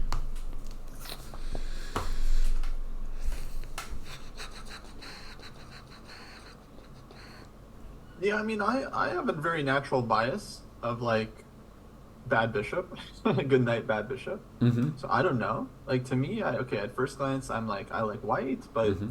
I often underestimate the bishop, so I could be wrong. Yeah, I mean, we did let that bishop out with bishop takes d5, and there's definitely a weak diagonal for white on the board, which is f5 to c2. So it's not going to be a useless bishop, right? It's not going to be an easy good knight against really bad bishop scenario. It's kind of like really good knight against medium bishop. Yeah, definitely not a bad bishop. But I don't know. I just feel like I see more potential for white. You got the rook f3 idea. Mm-hmm. I don't know. Yeah, just not my instinct to go here as black. Mm-hmm. So yeah, I like bishop e8 first. Mm-hmm. Me too. Jesse showing that this is a pretty important move to him. I don't think he's hesitating or anything. I think it's truly, an interesting moment for him where he could think about whether he's going for b5 or c5 or something else at some point, or whether he even wants to play h6. Mm-hmm. And I think in the end, he should probably and will probably play bishop e8, but it won't really be wasted time because, I mean, unless it gets really extreme, but I think 10 minutes here would be fine. And then he sort of has an idea what he's aiming towards after he goes bishop e8. Easier to make those decisions thereafter.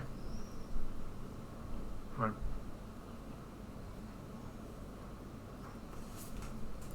So did you do an interview in the time you were gone? I did.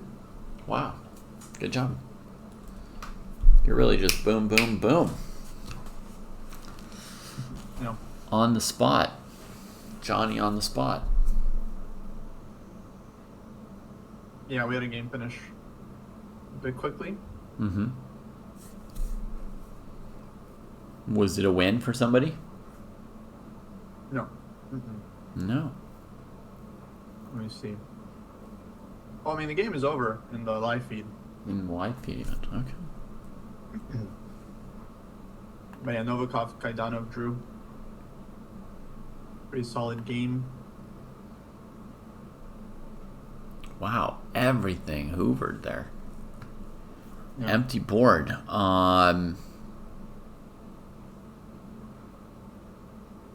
Look, Melik has like a slightly aggressive position against Shaba.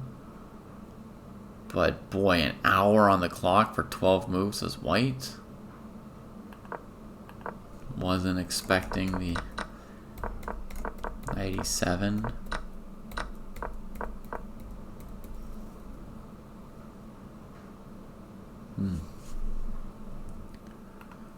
I mean, the position's probably plus 0.15 for white or so, but an hour's a lot to get that.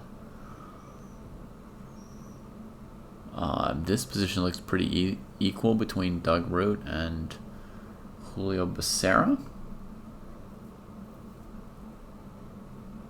Black sort of played the equalizing break with c5. Must have been some things that worried him earlier to spend an hour game already. But he looks pretty comfortable in his position. And then there is this, Akopian versus Christensen. So 2-0, Vladimir Akopian. And it looks like he played e4 and got like a French or a Carl. Let's see. Yeah, advanced Carl. Oh, and he played knight d2 to b3. Modern approach. Rush the a pawn up the board. Wow. Yeah, Akopian's been crushing it so far. And I think his position is probably very good.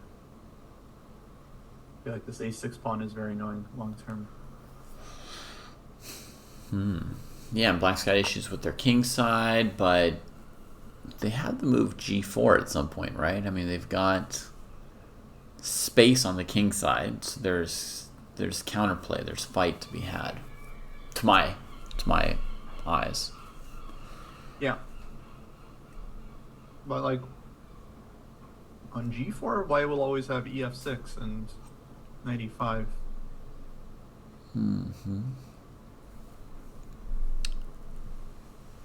Gotcha.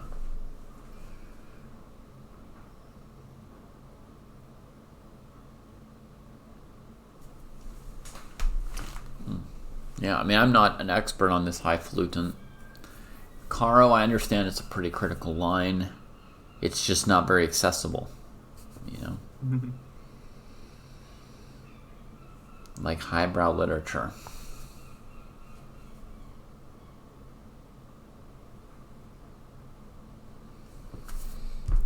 But yeah, I would also guess white's better. Yeah. It's nice for white. All right.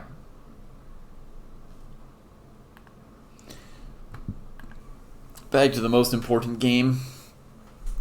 Game of the round. In history and in the round. Bishop e8 from Jesse, as expected. 15 minutes. That should have been 10. I can already see him inputting the game on notes to KGP.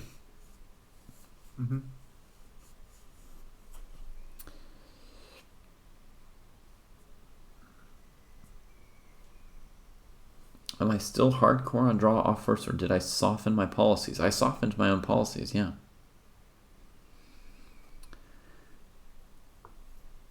Yeah, I took a draw in Spain in one game that in the past I would have refused and lost. And then in Munich, I declined a draw that I should have taken. And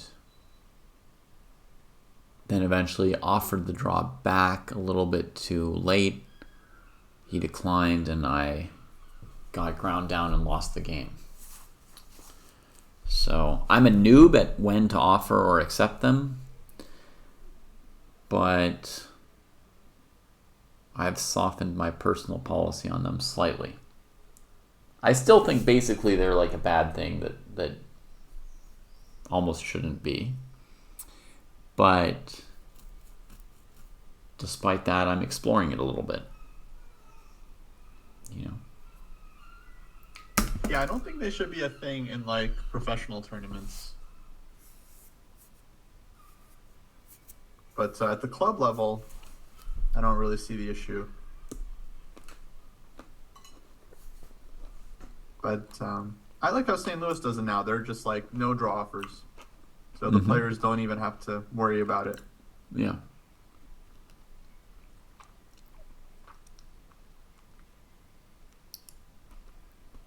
Rules for ye, but not for me. No, I was saying at professional level, it should be more restricted than more freedom given for the lesser players. Yeah. Are you saying I'm part of the lesser players? I think he's also saying you're in the lesser players and that you're a hypocrite and that you're bossing people around. I think he just hit you with 3 punches with 2 hands. I see. Or she. Or for all we know, it's just an embodiment of a corporation. It's not even a he or she, just a non-physical person. An entity. Yeah. A legal person. Yeah, I feel like if you pay your own way to the tournament, then kind of have the right to play or not play, whatever you want to do. And if someone's paying for you, then they can set the rules. That's kind of how I look at it. Definitely, I think rules should be different depending on whether or not you're receiving conditions or being paid in some way. So, professionals. That said, I mean, you can't just say my knight moves like this because I'm not a professional, so I don't have to follow the rules, right? Like, there can still be whatever rules chess players as a group kind of agree on.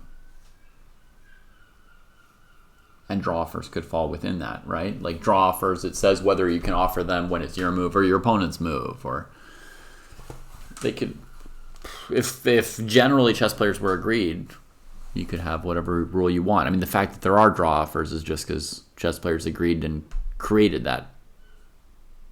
It's not like a necessary feature of the movement of the pieces or anything. Yeah, it's somewhat necessary. It's somewhat necessary? I think so. How else would you conclude a game? You know, some equal rook endgame, 3 versus 3.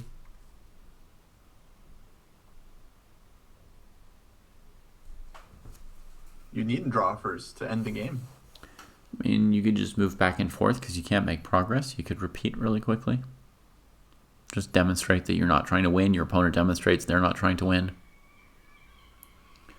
Then you guys would have to play like 50 moves. No, I mean a threefold repetition.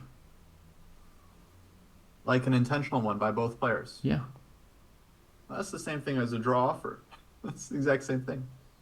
It's pretty similar, but you don't need to have a draw offer, right? You just need to have a position where there's so little to do that the players feel comfortable moving back and forth, right? And their opponent does too. Yeah, but to me, I think just semantically, it's the same as offering a draw. Okay.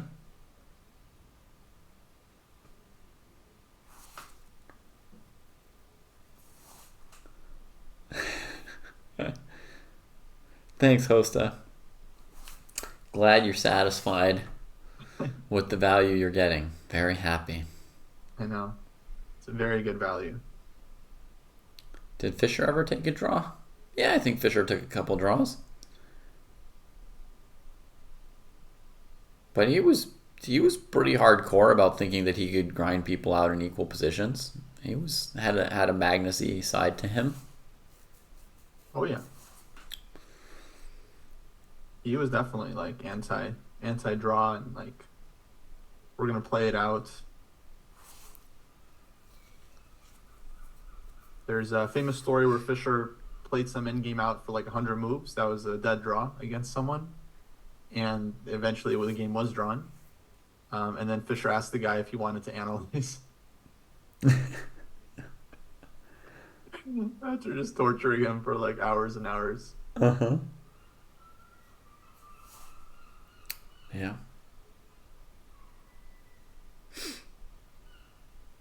Joel thinking again.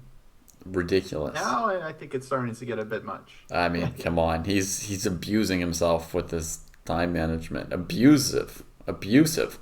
I mean, he thought 22 minutes.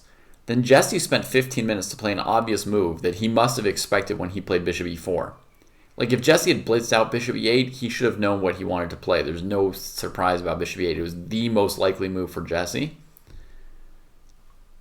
Right? As Jesse comments every time he watches me play a game, he's like, just play the move, Pruess. We all know you're going to play it eventually. You know you're going to play it. I know you're going to play it. You're going to play bishop e8, so just play bishop e8. So he's had 37 minutes now to contemplate his follow-up move to bishop e4. 37 minutes! Plus whatever time he's now spent thinking after Jesse played bishop e8, right? But he had 37 minutes and couldn't produce an immediate move. And now he's thinking and thinking, probably for another 7 minutes already on some trivial whatever. 7 minutes, yeah. It's, no. You cannot play chess like this. But Jesse's time management has been very good, just relatively to the opponent. Certainly relatively to the opponent, and maybe spending a couple extra minutes is a way of lulling the opponent into thinking like, yeah, let's just take a nap. Let's just sit here at the board and take a nap together. That's what I do. That's one of my favorite tricks, David. I'll share with you in the chat. Yeah. Let's say I'm up on the clock like 20 minutes or something, which is pretty typical. Yeah. Like I've got an hour versus 40. Yeah. And my opponent has just made a move. Yeah. Let's say relatively quickly, like maybe 30 seconds to a minute. Yeah. Even if I know my next move, Mm-hmm. I might take like 2-3 minutes there. Yeah. Just to kind of, like we're getting into this. Like we're both spending time. Right. Slow the pace down. Say that something's going on. Say there's something you're thinking about that they should think about. Yeah. Yeah. I know that trick too, Kostya. It's a good one. Instead of 60-40, all of a sudden it's 55-35, and then it's 50-30. Yeah. It's great. Yeah. You're just trading off time when you have the advantage. Absolutely. Okay, here we go. Queen G5. Queen G5. So he blinked first. I mean, it was a really slow blink. A 10-minute, like... But, yeah. Not Girls playing been studying the games of Nijat Abasov. Tauschmaschine.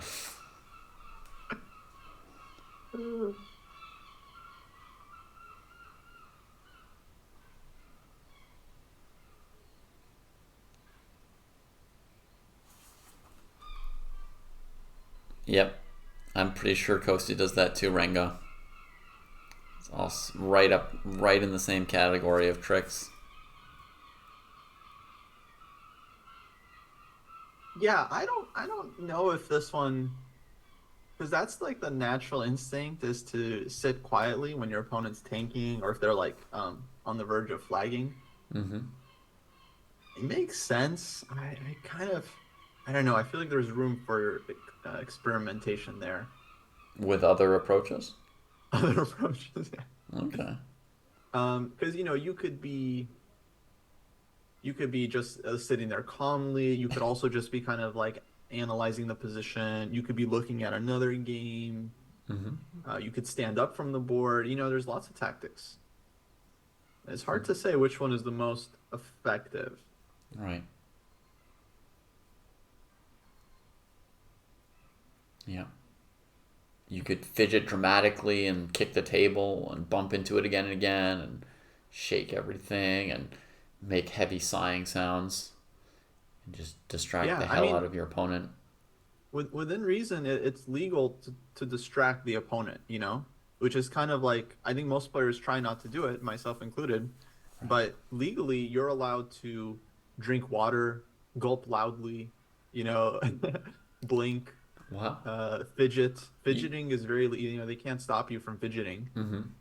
you seem to have a Uh, sense of like where like precedent has been established by the Supreme Court of chess.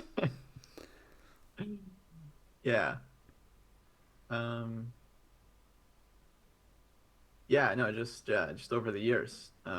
I think the most distracting player I've ever played against Kostya was Walter Brown. hmm It was just, I mean, wherever the line is, he was like drawing the line of what can or can't be done. It was like it was really hard to think about the game. And I have pretty good concentration. Yeah. I don't know that anyone else has ever distracted me, and he's distracted me very, very much. But he was pretty fidgety, right?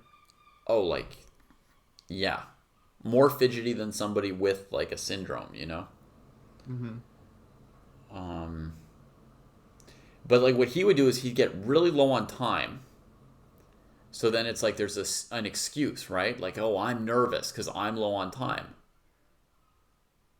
Right. right? And then you're playing a classical game with like an hour on your clock, and he's got 5 minutes, and he's just like smacking the table nonstop. And you may have an hour, but you'd be lucky to get 3 minutes of thought in that hour because it's just infernal.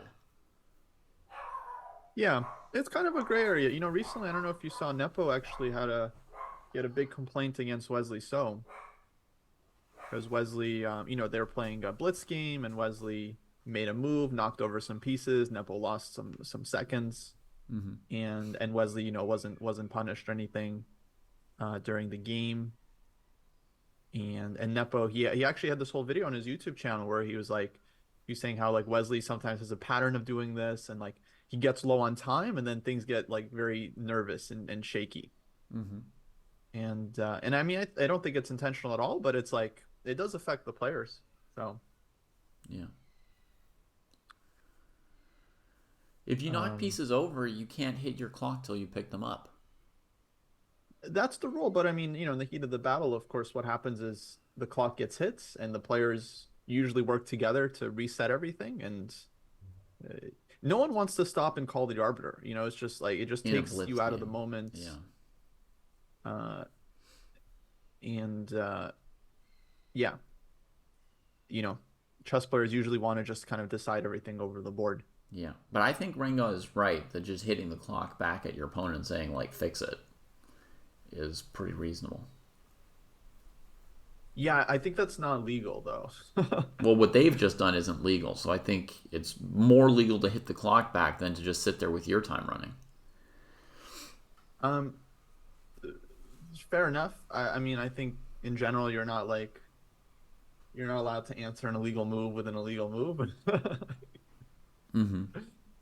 Um, but yeah, honestly, it's a very tough call, I think, because like usually like 99% of the time it's just unintentional. Right. And yeah, again, as a player, you rarely want to stop the game and call the arbiter. Just very rarely. Yeah. Yeah. So then the question is, should the arbiter step in at that point? Obviously, this is impossible every time, but if you have a high level blitz event and you have one arbiter watching the game and they notice an infraction, arbiters are allowed to already, for example, point out that someone has flagged. They're allowed to call 5-time repetition. Um, What about illegal moves? Like if you just move your light square bishop to a dark square. I'm not sure. I don't know. Um, but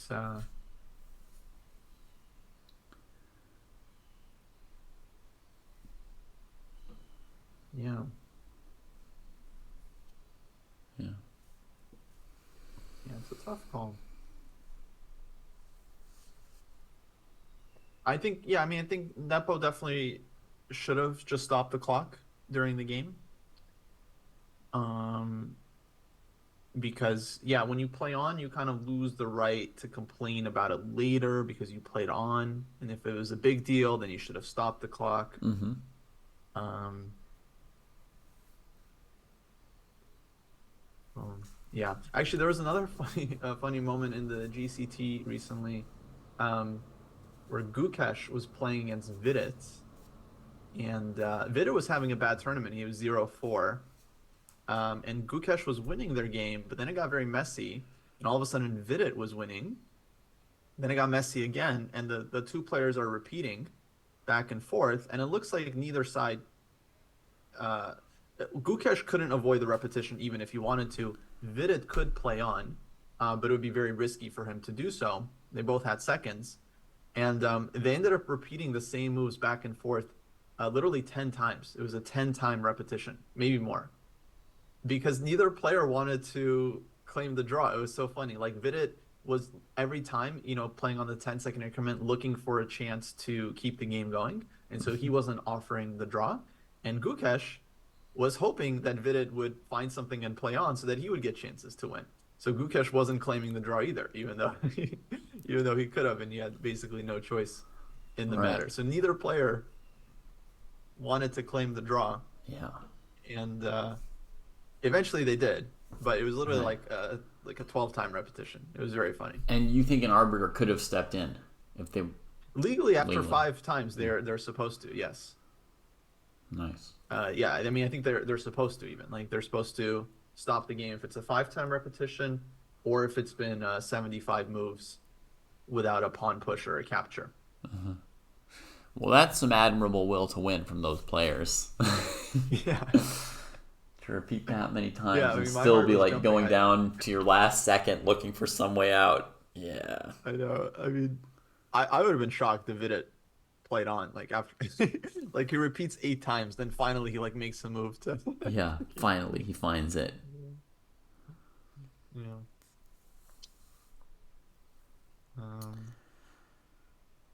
Well, things happen. Yeah, I mean, yeah, someone mentioned this women's Armageddon from one of the World Cups, which ended with just like, yeah, pieces flying everywhere.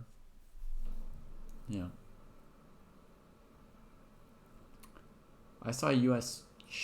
championship, a U.S. women's championships, where the tournament was tied, and then they played an Armageddon, and all the pieces were like on the ground or on their sides, and the players were just kind of like slapping the board and then hitting the clock. There was like no pieces left to move. They're all like spinning around, when like you can't even catch it because it's like spinning. You reach for it and you just end up knocking it further. Yeah. Really silly.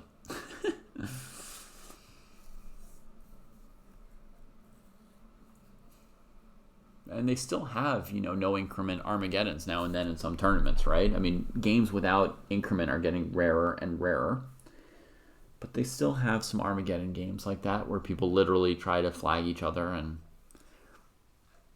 yeah, like the candidates.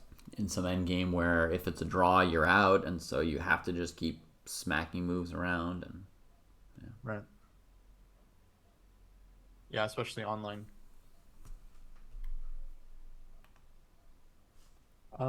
Yeah, so these things happen. In general, I would say, when in doubt, it's better to pause the clock and get the arbiter. There's no penalty for a genuine claim, even if the claim gets denied.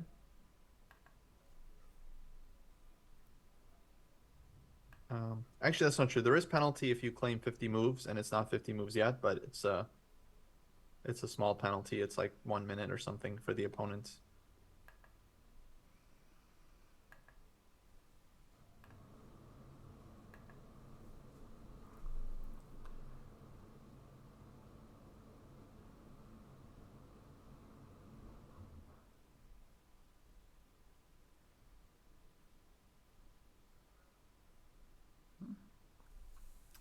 So Jesse's got to pick something to do here.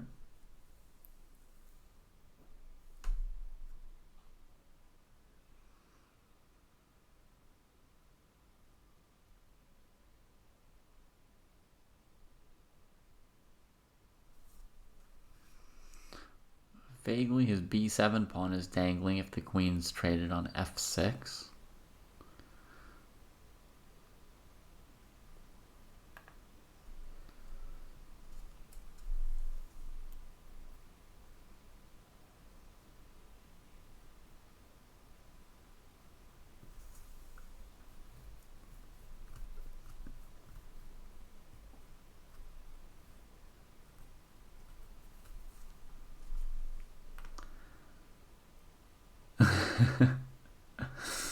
Take care, Adam. The gripping part might come later. It's hard to know, right? Like the first game with Melik, there was definitely a part, I think, around the time Kostya left, where he was like, "Yeah, this game's not really going anywhere," and then something happened. So yeah, it's always possible. As I said during that first round, in the old days, people would just agree to a draw, and you wouldn't get to see what potentially happens. And now they have to, make some moves, and then usually something actually does happen.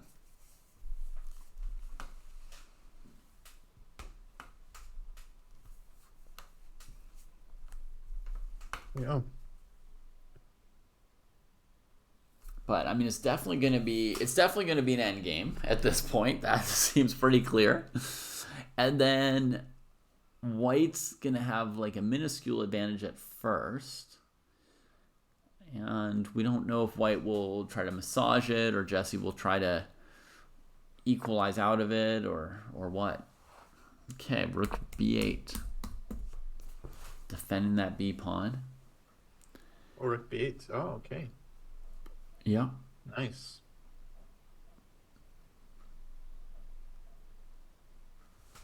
It's one of the moves I was considering. Just defending the pawn. And if White takes, then after knight f6, there's this little bishop d3, bishop c6 issue. Right, with g2 dangling, maybe some mild pressure against d4 that we're going to bear in mind. The bishop takes h7 trick. Oh, Murphy spotted it, folks. Very, very quick. Nice eye, Murphy. Against rook b8, White could play queen d2, hitting the a pawn.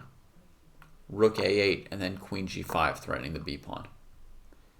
And that's how you navigate like a pro through a no draw for tournament. That takes experience. I mean, club players aren't finding this draw. Normally will not spot that, no. Normally you'd have to be a GM. Yeah. And I like the think on rook b8, encouraging Joel to think on this move. You like the 15 minutes, just like, let's get deep into the hypnosis of it all. Exactly. Let's slow it down. Just soften the pace.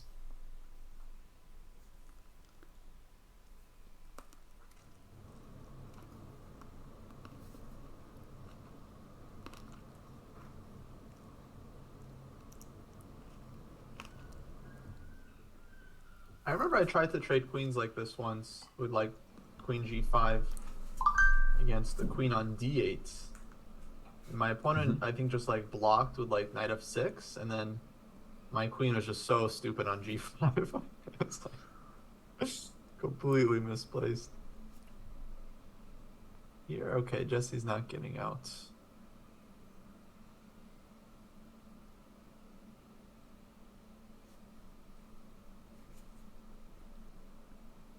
I think anything can still happen. I mean, when the time trouble phase, some crazy things often happen. Oh, looks like I gotta run, David.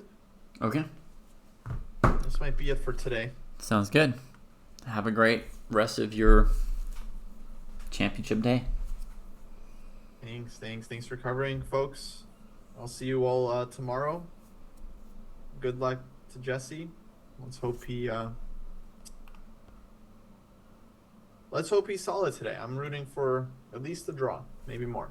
Oh yeah, we're never rooting for a loss. Yeah. All right, y'all. Catch you next time.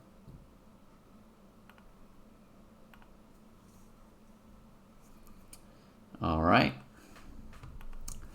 Excellent commentary from Kostya Kavutskiy, and he's off to do the interviewing duties. And Joel's come up with a move, and it's h4, supporting that queen trade. But if Jesse plays h6, is he just going to play queen d2 and run away from it all? Probably. Probably. I don't think he's going to go in for queen f6, knight f6. It just doesn't look very good for white. So that means the boss could chase him away with h6. He'd probably back off to d2 and the jeu would continue.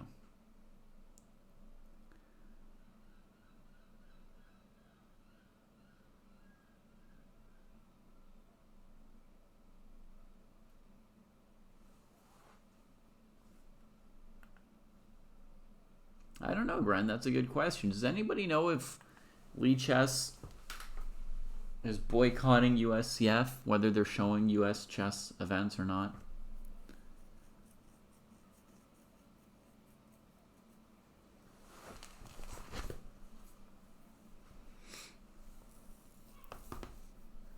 Yeah, Black could still play queen f4 pen round. It would be funny.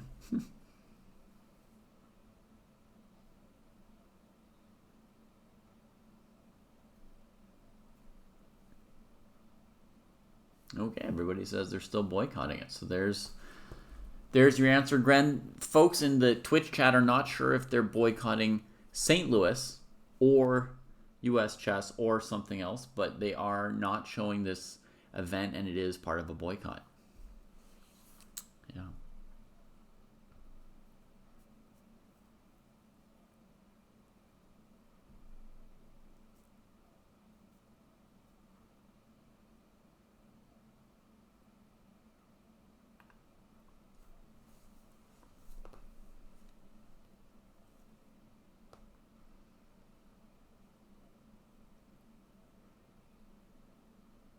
I mean, we're not on Dojo Talks, but I think you guys know my opinion that they should be, that literally nobody's taken responsibility for anything yet.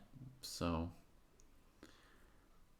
I just don't think that you forgive and move on until somebody has apologized or taken some kind of responsibility for something.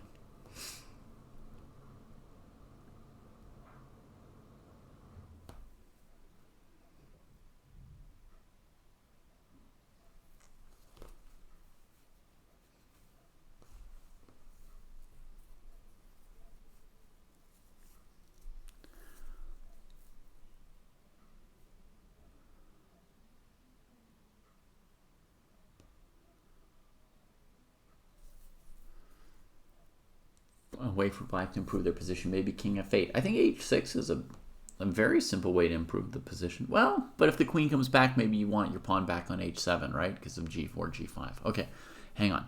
What would be a way to improve Black's position? You're right, Foos. It's hard to improve.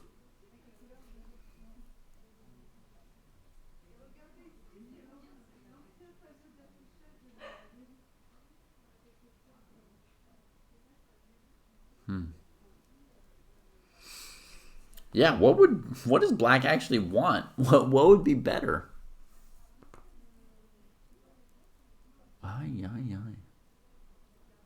Trading on g5 actually got worse for Black because White can play hg, which definitely improves White's position, right? So this is like, it's become less of an option for Jesse, right? Because, you know, rook h1's coming, plus you promoted this pawn. It's just an annoying, strong pawn there on g5. So Jesse can't really take. After h6, White can't really take. Maybe the queens aren't going to trade, folks. Despite the fact that they're sort of checkmating each other right now, maybe they actually aren't trading.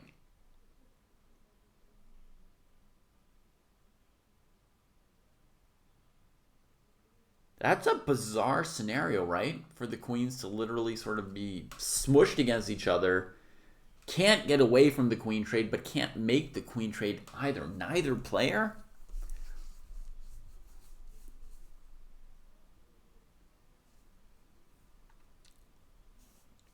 What white can do that I don't see Jesse being able to do is white can improve their position with g3, knight e5, etc.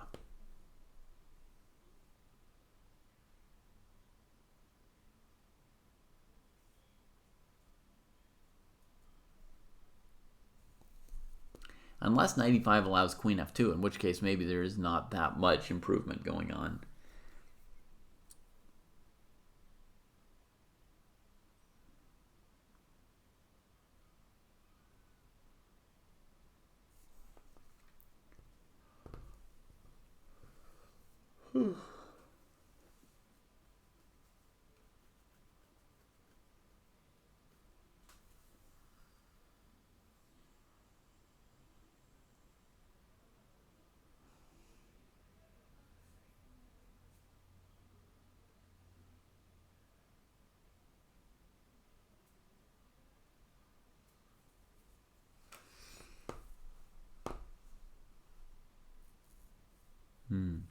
I hear you, Jake.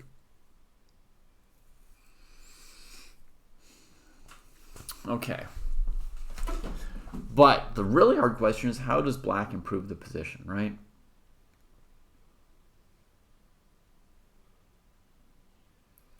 As black, we'd like to play b5. But once we play b5, the endgame gets a little bit worse. But maybe let's look at b5. And we haven't put a move on the board. I've just been staring at it confused for a bit. So let's put a move on the board. And let's put this situation to the test. Let's say we go here. Here. Oh, something's happened. h6 from Baus. Okay, he's driving that queen back. Driving her back.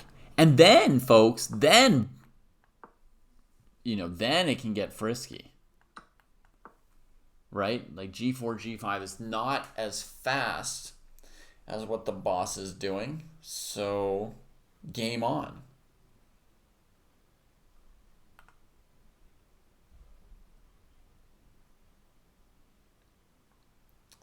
This was definitely an aggressive move by Jesse, this h6 move.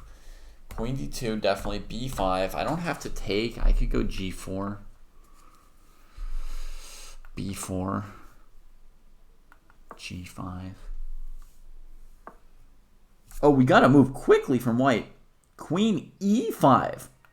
The standoff continues. Oh, my goodness. This is a little bit ludicrous, this standoff, isn't it?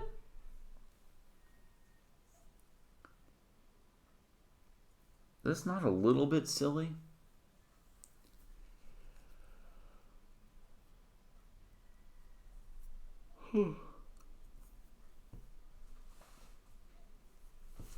Oh, somebody in chat saw it coming. Der Schutz saw this coming. I didn't.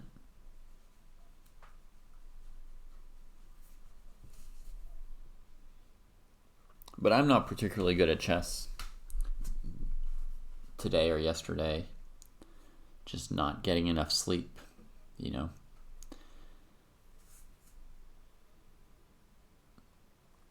Streaming chess makes you less good at chess.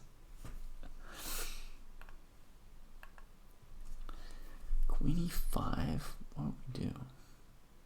The bakery was awesome, but I want to find some chess moves. Now that I've said how bad I am at chess, it's kind of irking me, and I want to get better. So let's see what I can come up with here.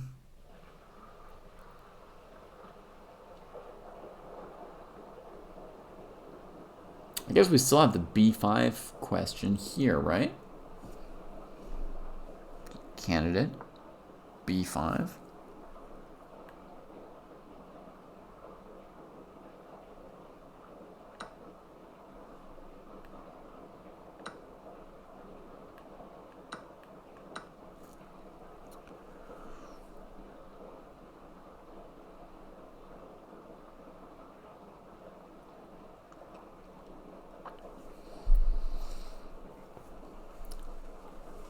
White's knight's not amazing.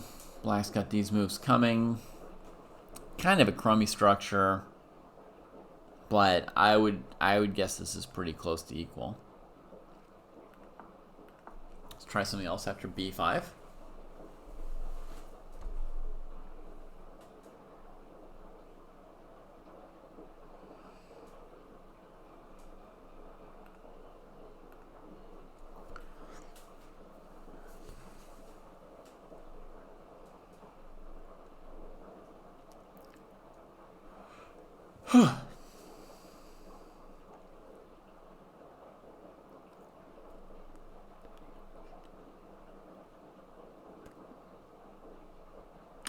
Yeah, I enjoy living in France.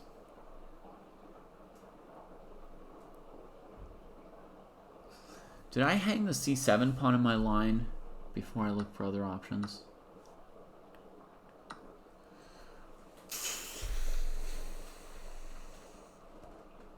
It just looks like a pawn that's been hung.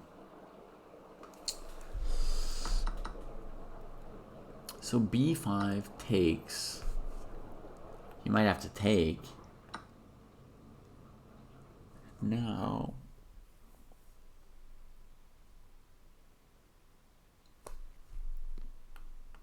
Knight, of course.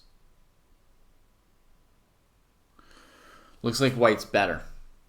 Looks like white's better.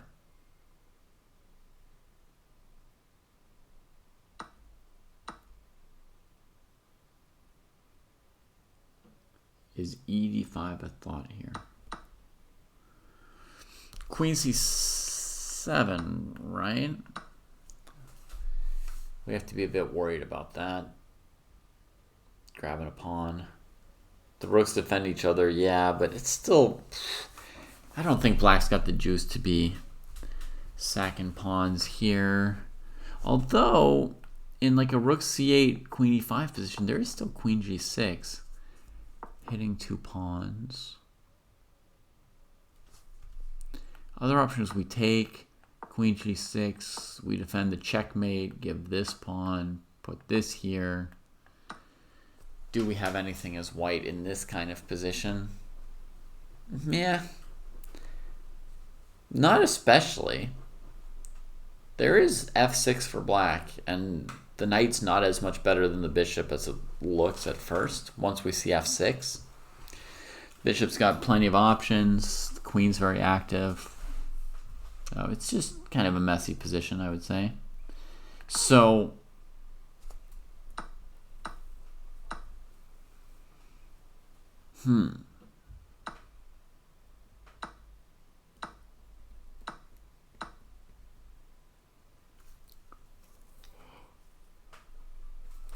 okay, we haven't gone further than this position in this line, but I think I just stop and say white's better. They've got space. The knight's good.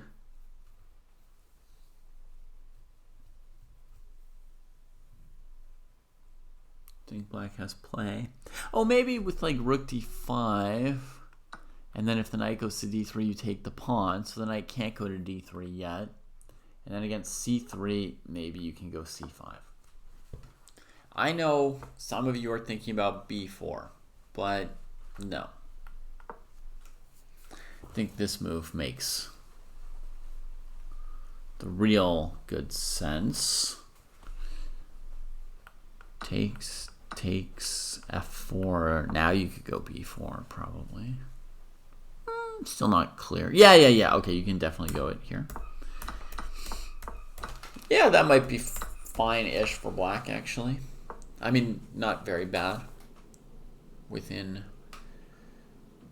reason.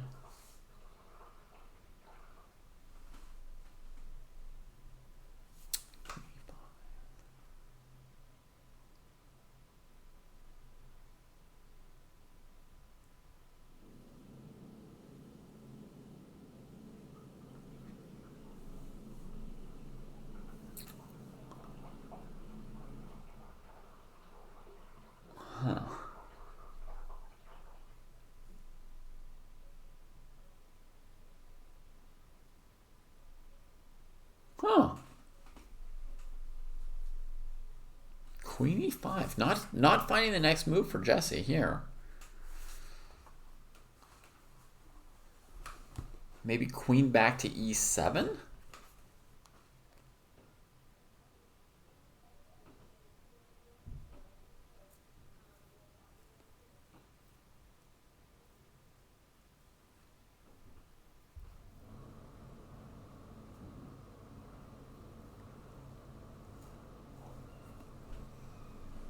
Yeah, exactly, Foos. Queen e7 hangs a piece. Yep, good call, Murphy. Let's show it real quick. No, there's nothing. It's just a blunder. The queen's hanging, so the pawn can't take. And if rook takes, queen takes. And white's still winning on pieces. Okay, so there's no queen e7. Wait, Jesse's done something. Rook d6. Funky, but not a huge surprise. Maybe queen f4 check was another move, right, folks? But it still doesn't really answer white's threat of playing bishop d5 and forcing you to trade on e5, not in the way you want. This move is just sheltering the c7 pawn from white's queen. And it's planning to answer bishop d5 with e d5, I think. Leaving the queen not able to get to c7 and defending here so we don't have to double pawns. But hang on. Is the 7th rank nothing? The 7th rank's like, do I mean so little to you?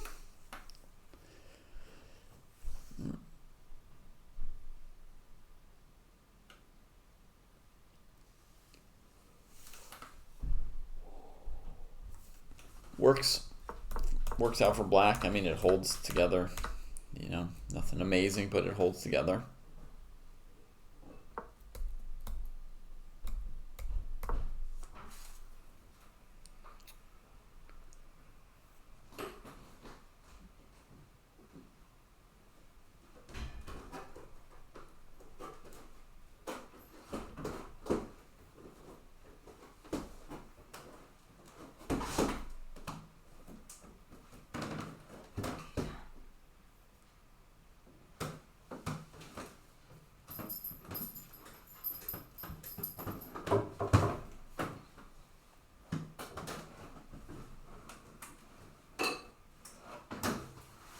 Switch the laundry when it's done.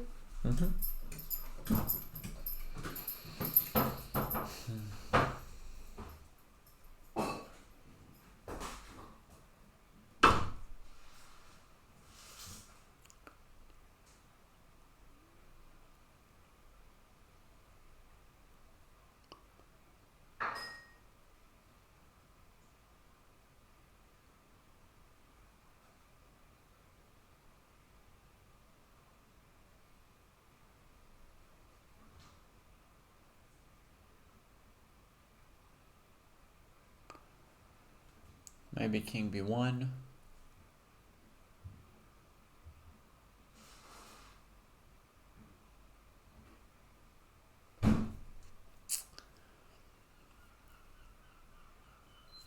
Stodgy position. If white goes g4, what's black intending? Yeah, I don't know. Should we try that out?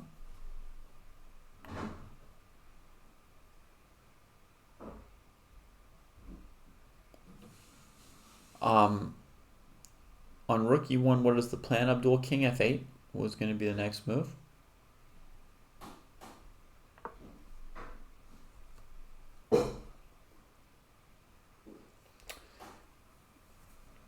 I don't think Puzzle Rush is good for much, Host to Mahogi.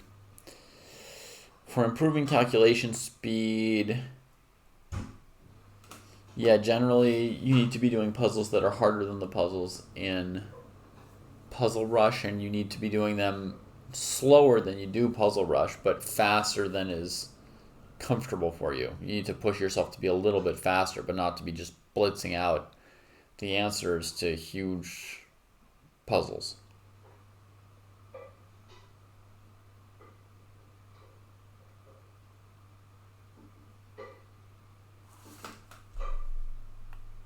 Queen f4, presumably. White doesn't Have any interest in untying this situation?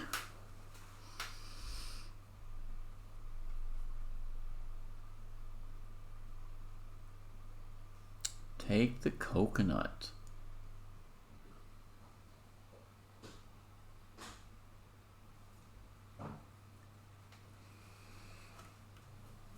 Not exactly Murphy, but the dojo tactics tests do have a certain amount of time to solve a certain number of puzzles, and you have to budget your time and deal with some puzzles that are difficult.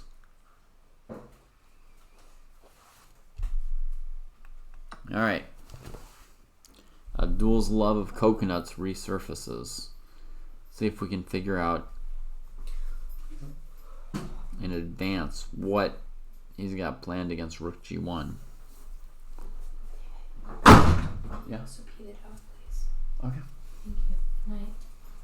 Good night.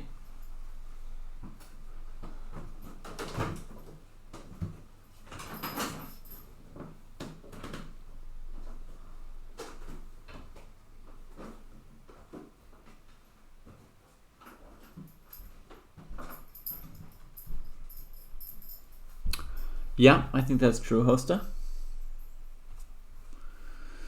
Puzzle Rush Survival can be good, yeah, Paul. At different levels, Patrick Daly is predicting that Abdul's plan is to resign.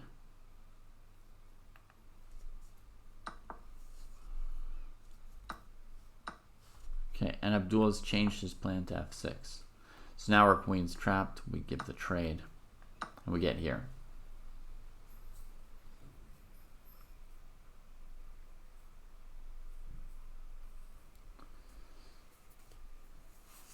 All right, f6 got pluses and minuses.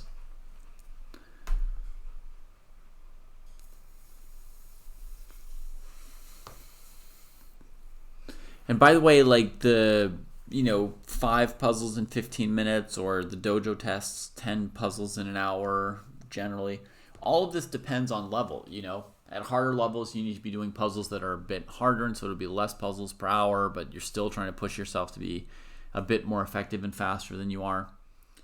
And at lower levels, the puzzles are going to be easier, and you're going to have less time budgeted for it.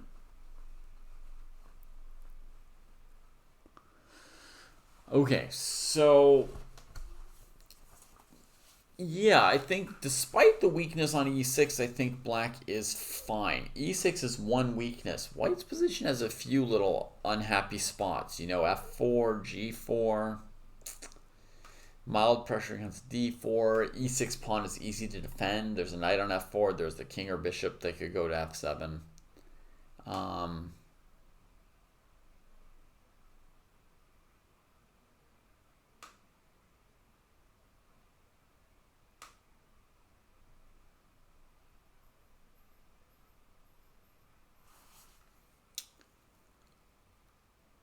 G4 looks like a big mistake. Yeah.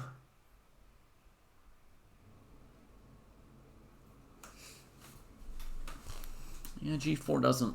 It's not looking fantastic. I think black's pretty acceptable here. So, yeah, I guess G4 was not that impressive. We give a check and then we play F6. And black's comfortable. So, rook d6, live position, Joel to find some kind of a move. Could be king b1, could be... I don't know. Queen h2? No, queen h2, there's still queen f4. So king b1 looks very logical to me. Me personally, Hosta, I can do either. I can stare at the board, or I can memorize where all the pieces are and then work on it in my head.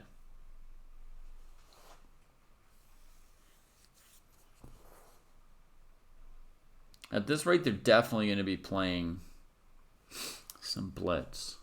There's one game that was going even slower. Let's see if it's sped up at all.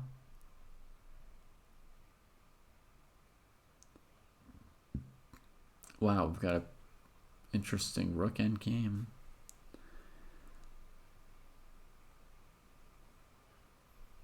The Carl game is wild.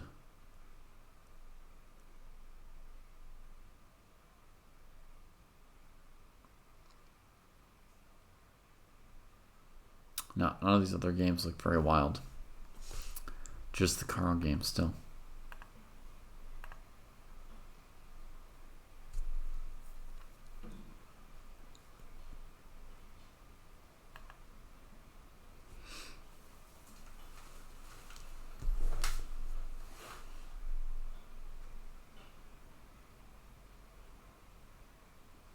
That's cool, Murphy.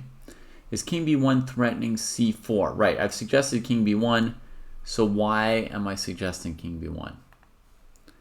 In the sense of, like, what is the point of king b1?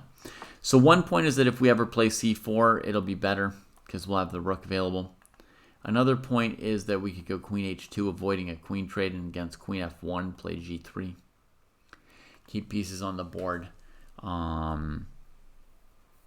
Another point is that queen f4 just in general is no longer checked, so we will have more options of how we handle it other than taking it. Like queen f4 is going to allow bishop takes d5. Now that's not checked, so it's just another thing to calculate.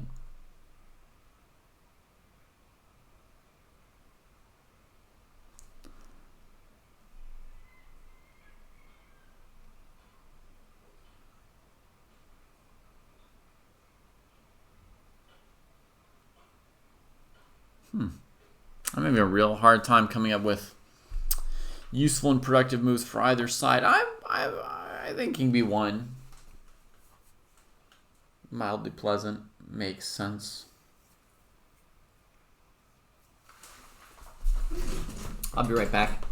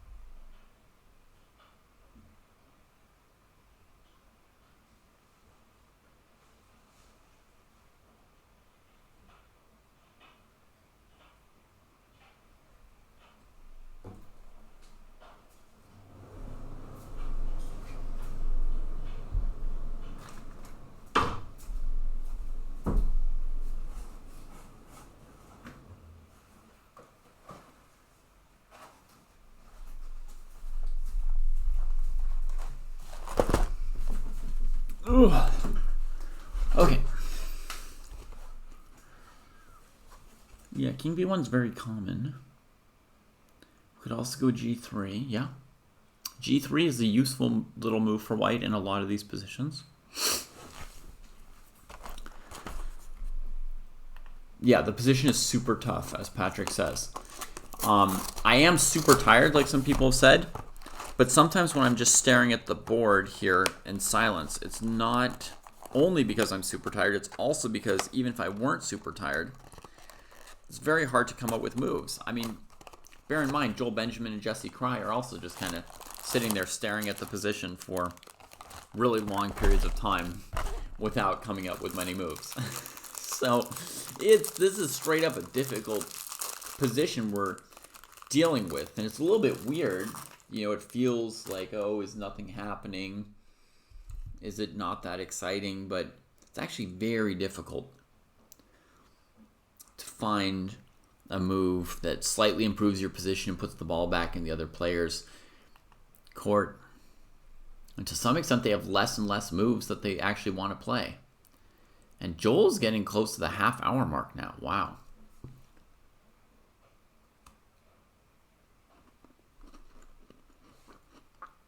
I agree with Ishan's comment. King b1 might be more efficient because there may be a position at some point where we want to go g4 and then g3 wouldn't be it. Oh, we got a Tradovich.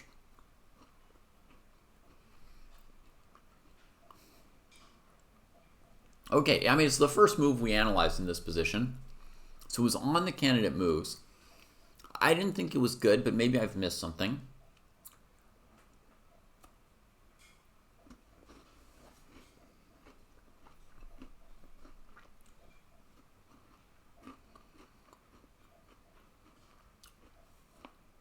I don't think Jesse was going to play Queen e5 anytime soon, Abdul. I think he was going to keep finding something to do in the meantime.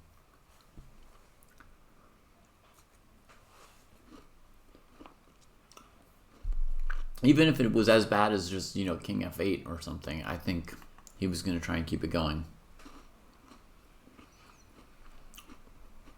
So our variation from before, just to remind folks, was here, here, here, here, 7th rank, defended, rooks double, king here.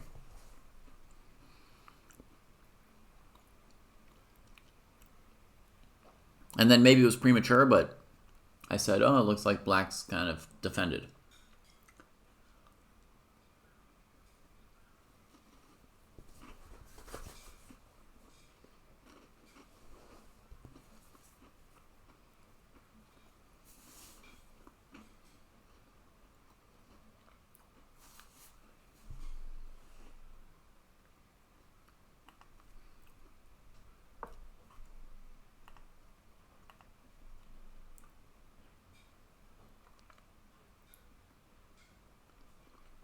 If I could lift this rook and bring this knight to d3, then that could make a little pressure. Makes sense. But in this position, black's kind of planning to play bishop b5 next, right? And rook e2 definitely doesn't stop that. But that does stop knight d3. Yeah. Could black just take on e5 immediately here and then recapture the bishop? So queen e5. White could take with the rook, the knight, or the pawn.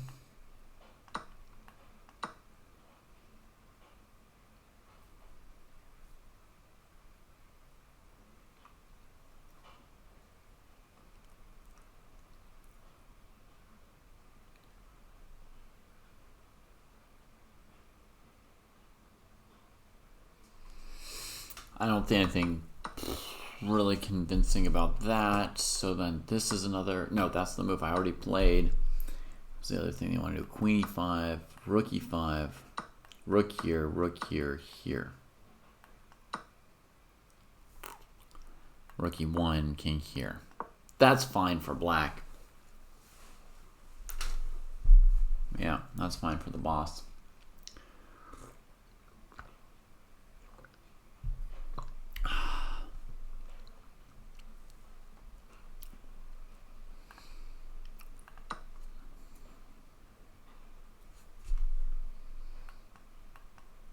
In the d5 line, can white just keep playing forcing moves as much as possible? Chop, chop, and e6. Yes, white can, but it doesn't give white any advantage.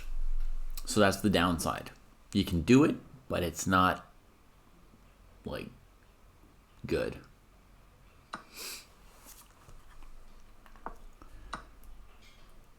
Jesse played queen e5 instead of e5, giving white a lot of choices. Interesting.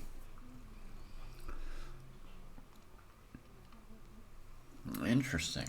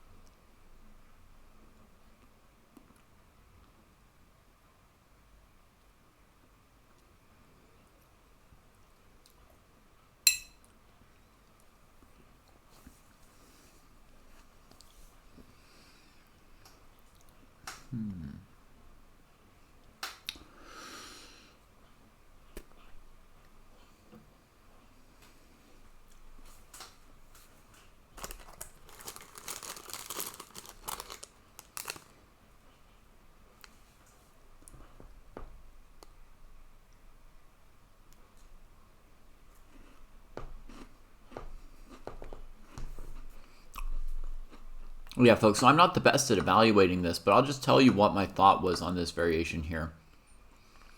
Normally the approach to this would be knight d4, to go f4, f5, g4, and add strength to the e5 pawn. Put the knight on a dark square, add strength to the e5 pawn. The issue with this is black can go c5. You go knight b3 hitting these pawns, and black plays b6. Your knight's been completely owned by black's flexible pawn structure. Now they can do whatever they want, but for example, put the bishop on this diagonal with bishop d7, restrain all your pawn pushes, and the rook and bishop are slightly better than the rook and knight.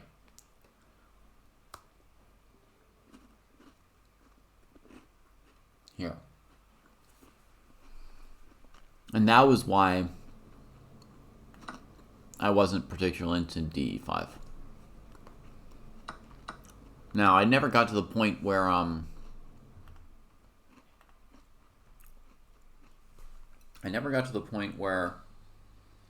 I said what white really does want to do here.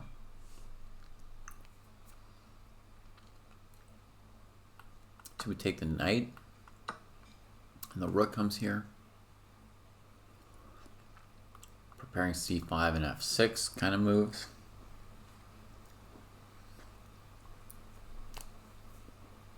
Looks acceptable for Jesse. Rook takes, rook takes.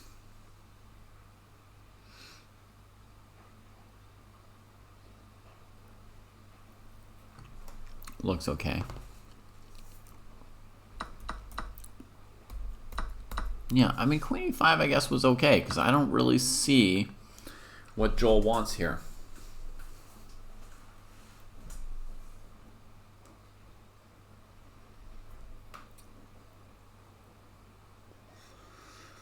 No, we haven't talked about the boulangerie.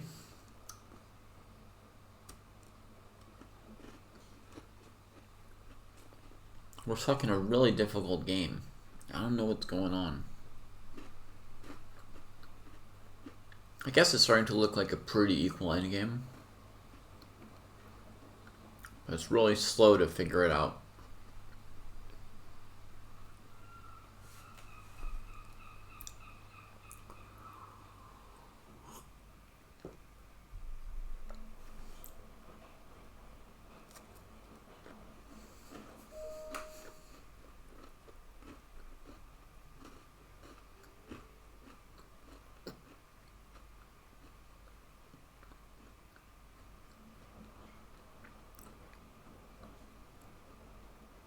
You can definitely do that if you want, Aaron.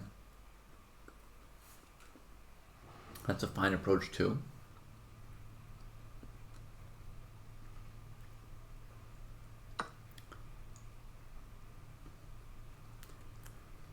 Black no longer wants to play b5, Patrick.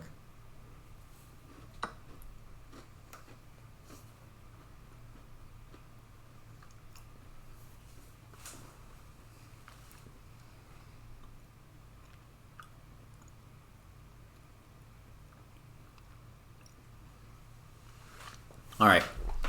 The one nice thing I want to point out is that although I'm calling the position equal, Jesse does have bishop versus knight in an endgame. And he's got, like, no weaknesses. So there's definitely some room that the bishop could outplay the knight. There are lots of endgames that I might actually consider slightly better for black from a human perspective once we get a little further down the road.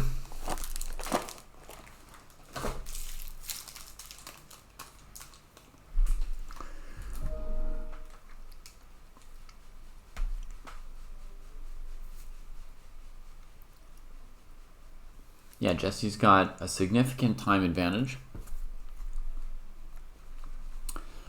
He's been playing like just a tad bit slowly, and his opponent very slowly.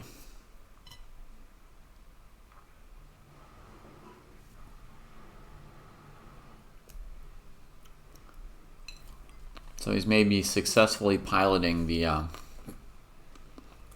approach Kostya told us about.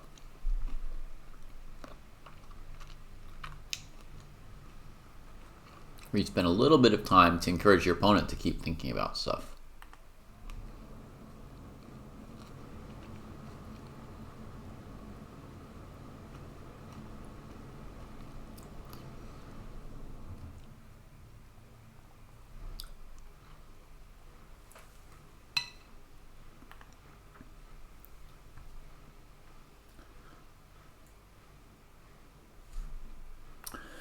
Yeah, at some point you definitely want to put, if you get this kind of a structure here, you definitely want to put the pawn on f6 to limit the knight, give the bishop some more scope. Use your king to defend white's rook coming in. Maybe at some point g5, looking to open a file on the king side, because we'll need a file for our rook to take over the game with. Is rook, rook, and bishop versus rook, rook, and knight better or worse than rook and bishop versus rook, knight? I would assume the pair of rooks would help the side with the knight, similar to how double rook endgames are more drawn than single rook endgames, but I don't know. I don't know that there's a general rule for that somebody, because there are positions where having the extra rook gives you some more interesting plans you can play with a bit more firepower, and they can decrease drawishness because you've got more pieces for outmaneuvering and so forth. But I don't know if the general pattern reflects that or something else. All right, and Joel is under half an hour for the whole game, plus the 30 seconds per move, but under half an hour remaining think time.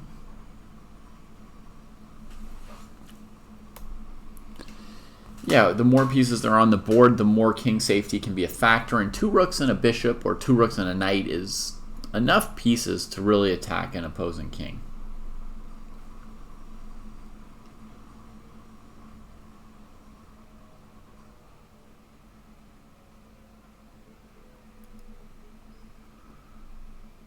All right. Cheers, hockey chess dude. And good luck with the things.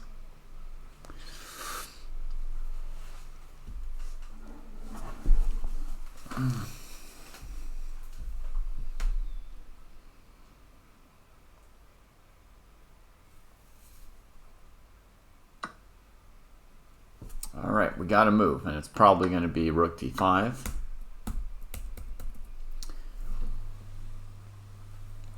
I do, TBA, yeah.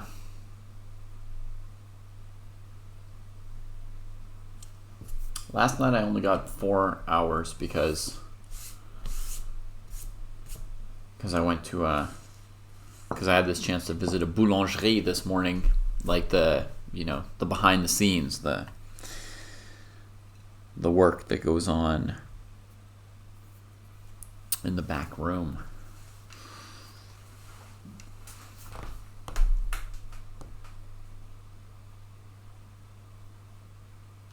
Why do they show Jesse thinking about recapturing? All right, there we go. Rook e1? Sure, maybe. Rook e1, king f8.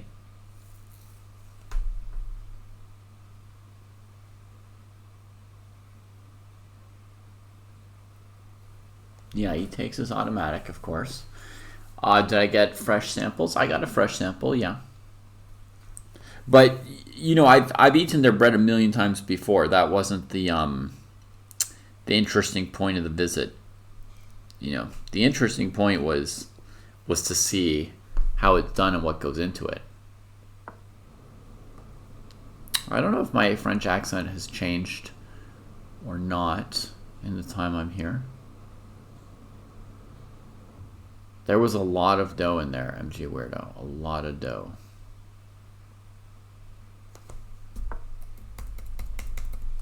Rook d3. Looking to bother from c3.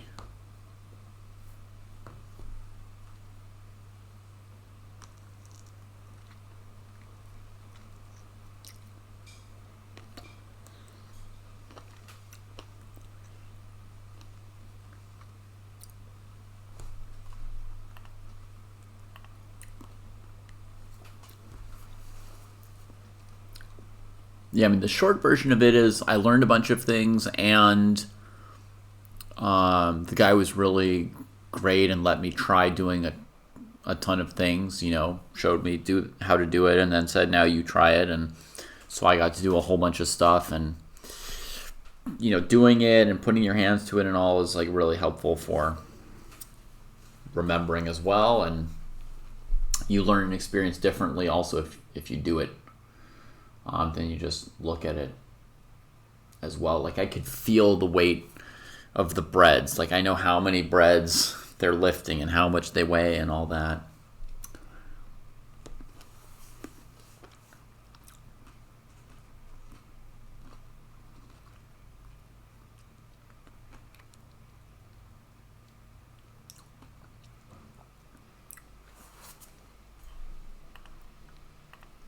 Yep, it was a blast. How do I avoid boredom during a game? I'm basically never bored during a game. Sometimes I'm frustrated that I don't see winning plans or ideas because I want them to be there or something like that. But I'm never really bored. There's always more to think about than I have time to think. There's always some ideas and some things going on for me.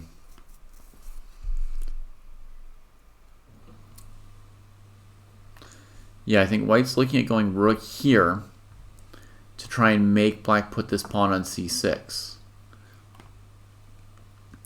Because the ideal shape for black's pawns is like b6, you know, pawns on dark square, so the bishop would be good.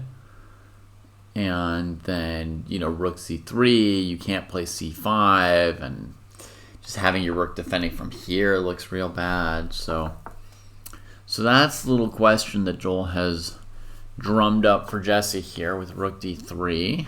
Jesse's played just ignored the problem for now. Played the move he wants to, f6, dominating the knight and giving more life to the bishop.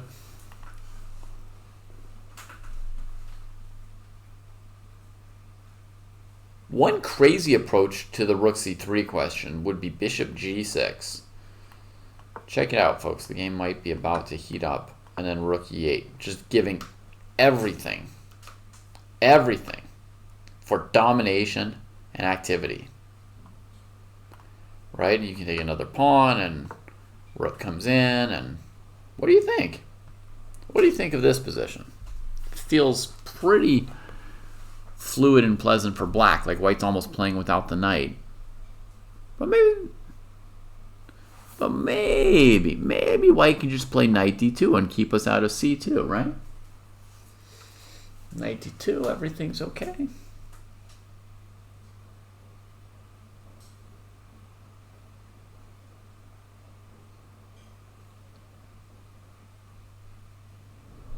Oh, Murphy got it. Jesse knows his maiden ones. Yep. There's no keeping. That was just to see if you guys were more awake than me, you know? And to see what the reaction would be. I was curious if people would be like, "Oh, David." I was wondering if you expected such blunders of me or not. Okay.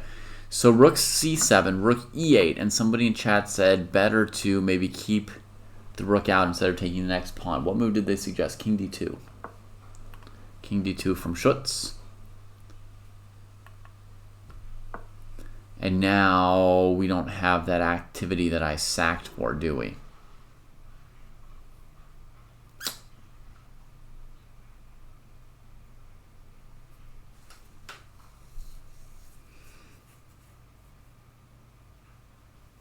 Gave a pawn for not much. Whoa.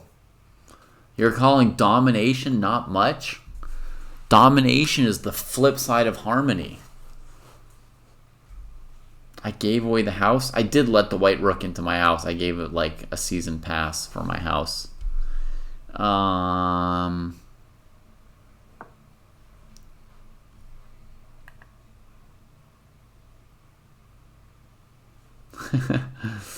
Yeah. That's from ages ago, right, Turner Chess?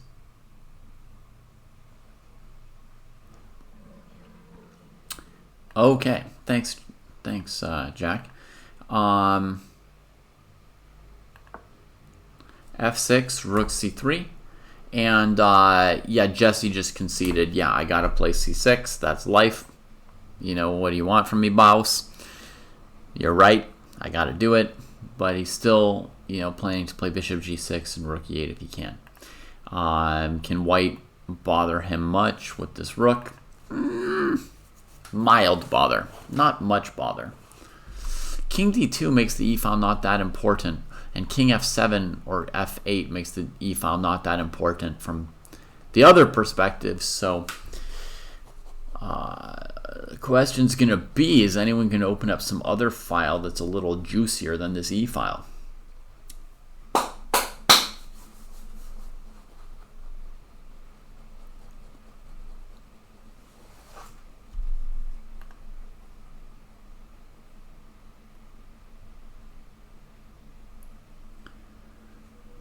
There's no second time control. This is it. 53 versus 26 minutes with a 30-second increment. King d2.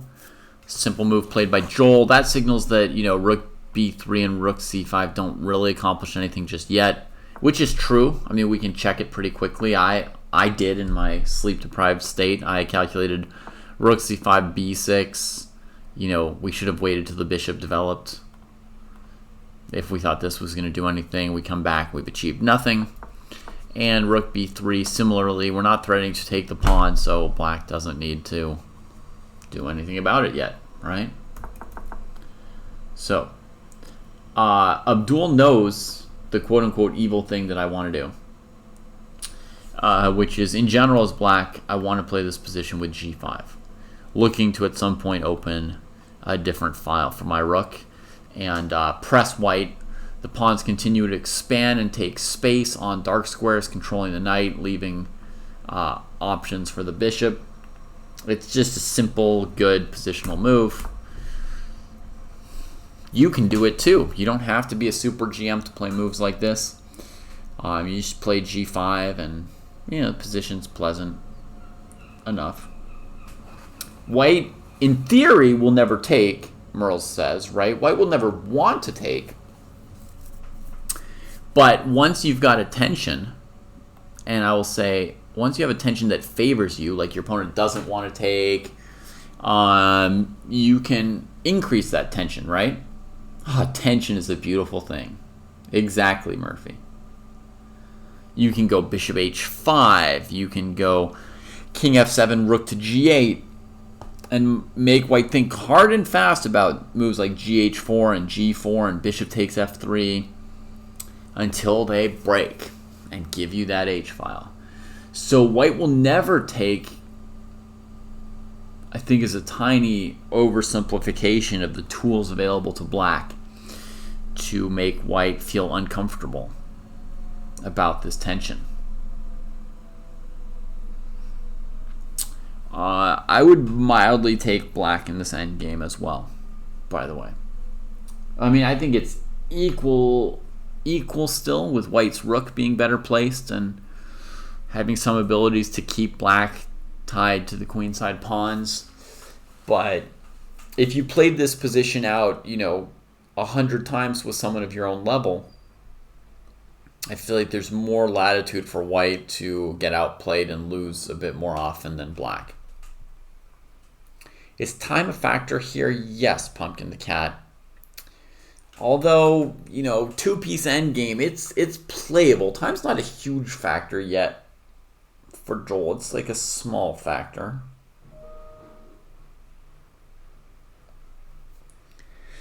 He's got time for, you know, two good things in this endgame, plus, you know, a smattering of little considerations and shorter calculations. He's reasonably okay. But he's got kind of maybe like the minimum amount of time he would want to have at this phase of the game. It is a good sparring position, for sure. I think we may have other ones of this exact nature in the program, Murphy. It looks... Sometimes life imitates art, so to speak. Not that my compositions are particularly artistic, but in the sense that I've created sparring positions, and then you'll be watching a real game. You'd be like, oh, this looks like a sparring position. It's like, yep, and that position was just created.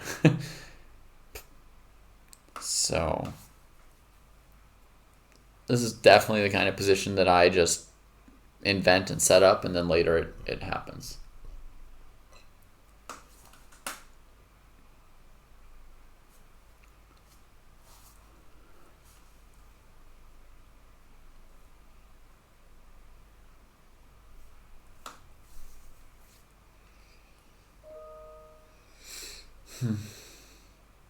All right. I'm going to try one other quick thing. I'm going to do a few push-ups as my little break from staring at the screen. I recommend everyone else also look away for a few seconds now and then from your computer screen. It can only be good for your eyes and your health. I will be back in about 30 seconds. Thank you, Bessie. Hope the food turns out good.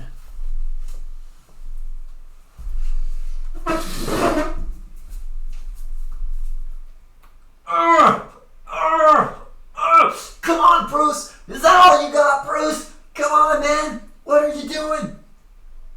Come on, Pruess! That's weak sauce! Oh, you terrible, terrible piece of trash! Oh! You miserable, miserable scum! Come on!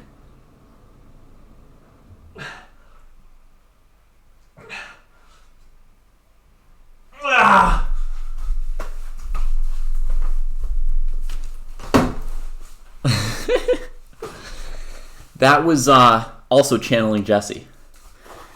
That's not actually how I do push-ups. That's how Jesse does them.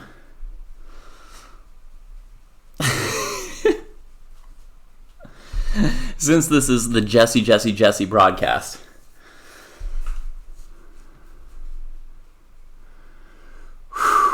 Okay.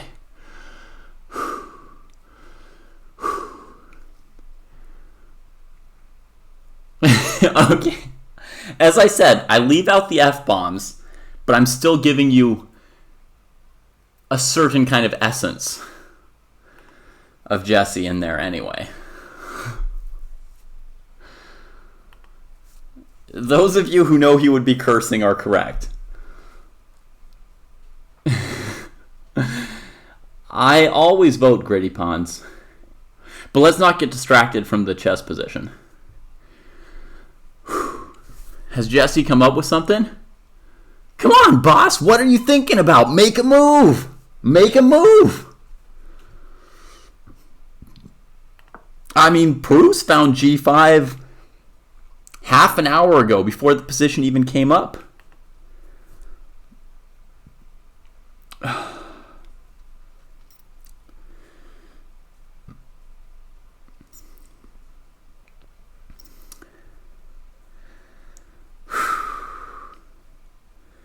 A chump I am. Chump I am saw it coming ages ago.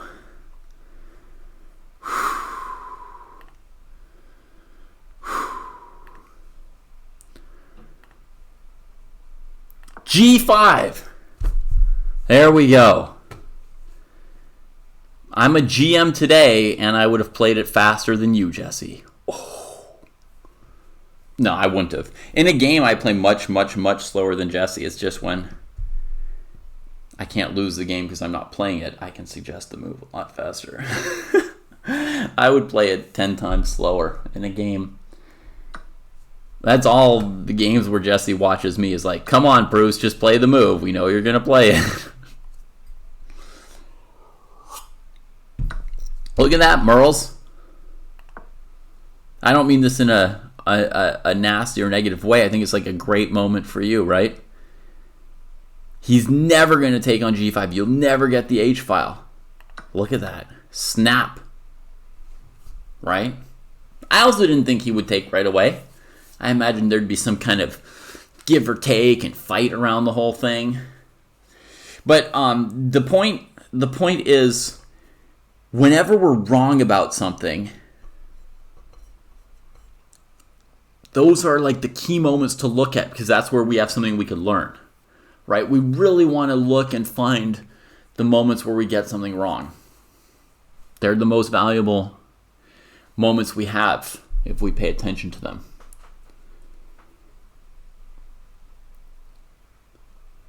Yeah, at least Jesse didn't play F takes G. At least he didn't do that. Oh, good.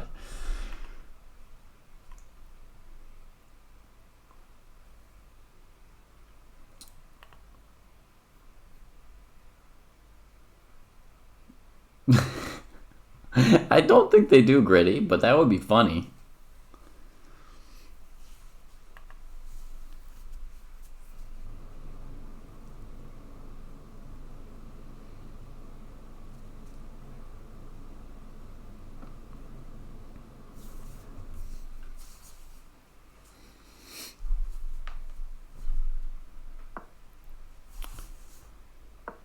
Knight h2. Look at that. The knight gets dominated. It looks for a way out. Jesse says no. Also doesn't let the rook come to this file. Yeah, Foos, I suppose we could ask Jesse to clarify at some point, does chump IM like a subset of IMs who are chumps and are worse than other IMs? Or is chump IM just sort of a tautology, like in the sense that all IMs are chumps? We're just saying chump IM to emphasize something important about the essence of an IM, right? We don't know for sure which it is, but I would lean towards the second. I mean, not me personally. I would lean towards the estimation that Jesse has in mind the second interpretation. And Jake says maybe specifically within endgames, IMs are chump IMs. Is there anybody Jesse won't call a chump? I think like 5 months ago, when Yagiz Khan or Dogmas was an IM, he wouldn't have called him a chump IM. I think when you've got like, 10, 11, 12-year-old IMs, Jesse doesn't call them chumps. That's right, Jesse does also have a subset of GMs that are chump GMs, but not all GMs are chump GMs. That is true. So we really should clarify. I mean, chump GMs are a subset of GMs. Are chump IMs a subset of IMs or all IMs, Like from one perspective, chump might be everything below 2600, in which case there would be both chump GMs and chump IMs, but that would include all IMs since none of them are over 2600 FIDE. Why does Jesse talk all this smack? Some people enjoy smack talk, Some people enjoy it.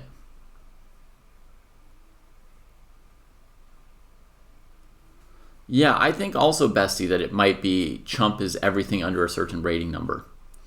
And for a lot of people, a lot of people have their own sense of what's like a weak player or a chump or a potzer. It's kind of like a negative thing to think about, but it's kind of like innate that chess players always have a sense of like what's a good player and what's a bad player. And a good player is usually, 100 points or more above you, and a weak player is somebody like you or below. Because we see our own faults and weaknesses and mistakes and all that. So we have a sense of our own weakness, for most of us. It would make a lot of sense if Jesse thinks that, whatever his peak FIDE rating was, plus 100, he might think everyone above that is a good player, and then everyone, and then maybe there's like, a 50 to 100, maybe 50 points where you're not necessarily good or bad, and then everything below that might be a chump. Something like that, I could believe. It's true, chump could also mean garden variety. You get that feeling as well. Yeah.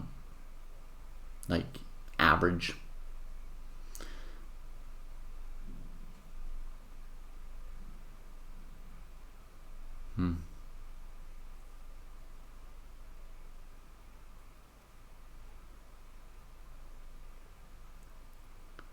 Is a weenie better or worse than a chump? A weenie's more of like a character trait, right? Like a weenie could be a good or bad player. It's somebody with, low self-confidence and high aversion to risk. And maybe some other characteristics, but that's like the 2-second version of it.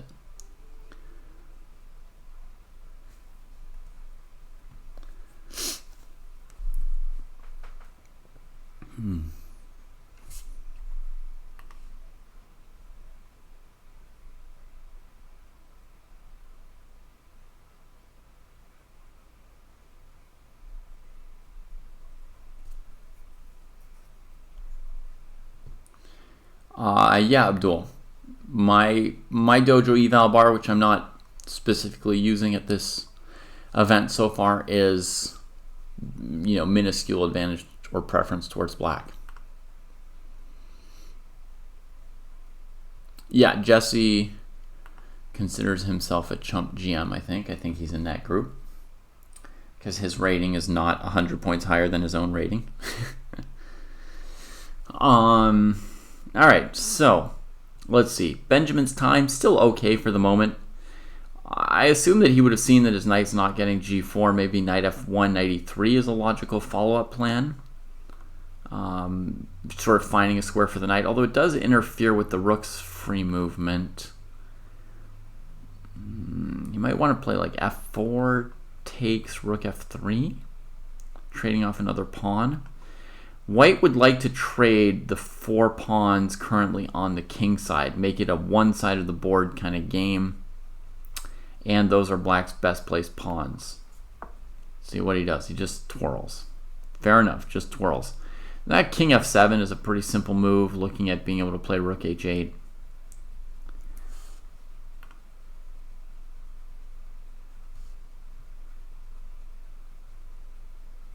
You like black more than I like black because you like the Fischer endgame. Wait, I don't like the Fischer endgame, Abdul?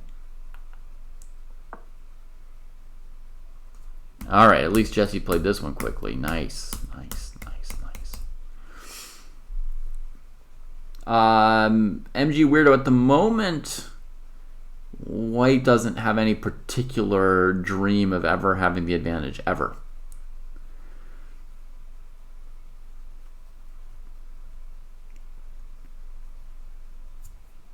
There's 2 reasons why black's advantage is more slight than in a true Fischer endgame. Okay? I think I am a fan of the Fischer endgame, but maybe Abdul's a bigger fan, but I'm going to say the factors that I think mitigate White's problems, and Abdul will tell us if those were considered, and still it's just I don't appreciate the endgame enough, or if those are factors that explain my calmness about the advantage. Okay, so one is this pawn on c6, this and a5 even with it, right? The black queenside pawns have lost a lot of their flexibility, and these pawns are not able to really well restrict the white knight on the queenside. They're not even able to really arrange themselves in a way that frees the black pieces from personally hand guarding / defending one of those pawns.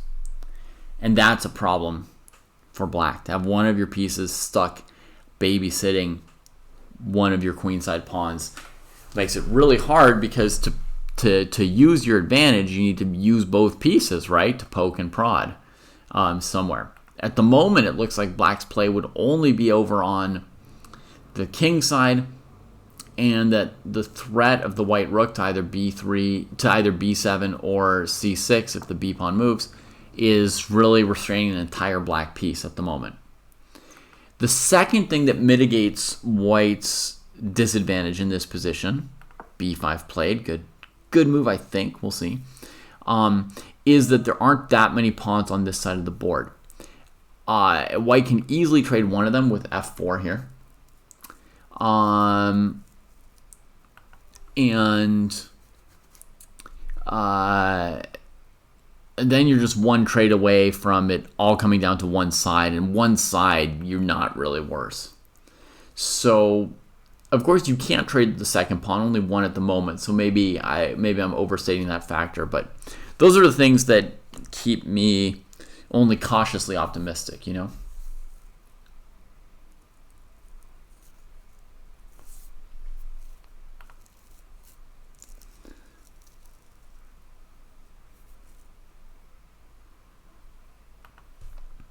From one perspective, it might have been nice if the king could have come here and been the one to guard this and free these pieces.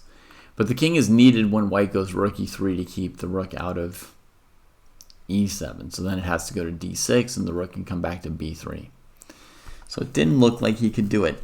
So what he's going to try and do is he's going to try and grab enough space on the queen side to actually, even though he's got some pawns stuck on the wrong squares, to actually, and this is a very aggressive choice, to actually squeeze the white rook out of harassing his pawns and maybe even have so much space that he could have some kind of an advantage on the queen side, in the sense that his pawns there would be closer to queening in case of a breakthrough or something. So, but it's an ambitious move. It's committal, right? Because he's giving this dark square completely on c5, and in general, he's giving the dark squares with this move. But, you know, yeah, this move can come really quickly now, right? There's no rook h3, part of the beauty of bishop d7. And, yeah, then he's ready to play rook h1, rook h4, and start trying to tie white down a little bit. Yeah, it still looks a bit difficult for Joel, and he hasn't yet gotten to any of the important calculations that will come up at some point. Jesse has enough time to do a couple good calculations still, so I'm very happy with his clock. Yeah.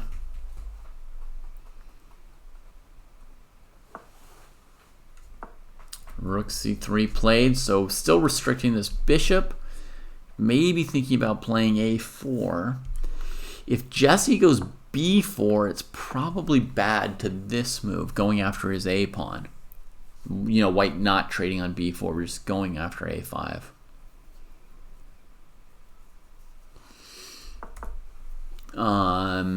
Okay, not that b4 like we especially want to do, it's just why not show a quick pattern and calculation, just get it out of the way. If the white knight could go to d3, white would be pretty darn good, no, Abdul?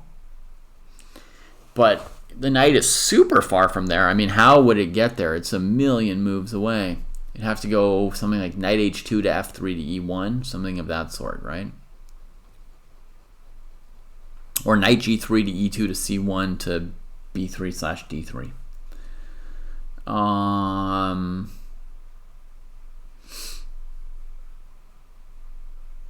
Just ba after rook c5. Well, then white goes ba, and then what?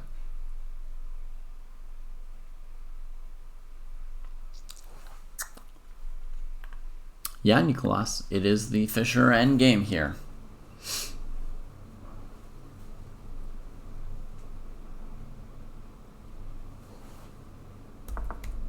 Whoops, sorry. Live position is rook c3. b4 is not really an important idea.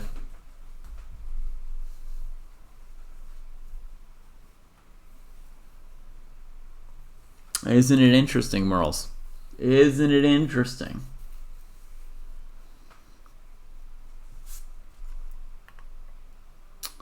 I agree, Jack. You know, rook h1, white can play whatever, king e2 or king e1 maybe. But rook h4, nah, that's an awkward question. You don't want to play c3 and break up your rook's access. But if you play rook d3 to defend it with a piece and not play c3, black has bishop f5 and you hang the pawn. So at the moment, white doesn't really have any good answer to rook h4 at all, period, right now. So that's definitely high on the agenda. Jesse's thinking quite a while about rook c3. I would think you'd kind of bash out this rook h8 move. That's what I would think.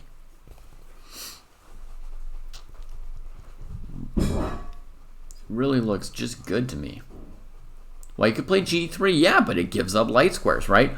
Once you play g3, then my rook h1 move that previously you could kind of shrug off with either king e2 or king e1, you know, This one's gone. This one here, first of all, I could just attack the knight and go forward with this piece. Second of all, I can give check. Rough, right? If you go back, bishop h3.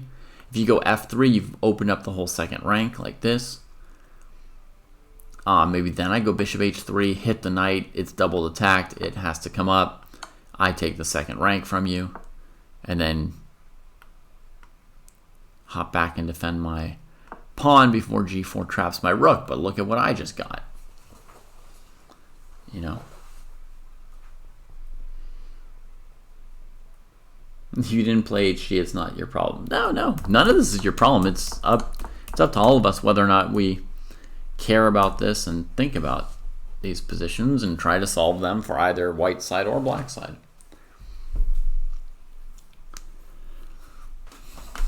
No one's accusing you guys of playing H takes G.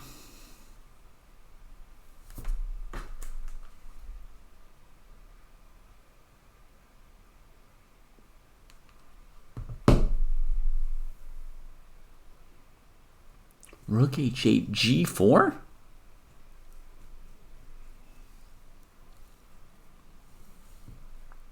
With the idea that if black takes, you take c6?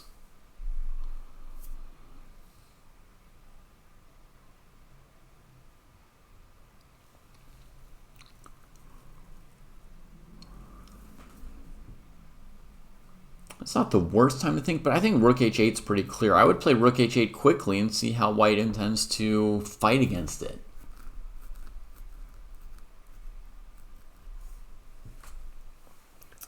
I mean, maybe is he worried about white playing a4 themselves with the idea of then rook c5 if his rook goes off of b8? As long as the rook's on b8, a4 doesn't look very good, but Merle's f3. Yeah, I was thinking more f3 than g4. Rook h8, f3.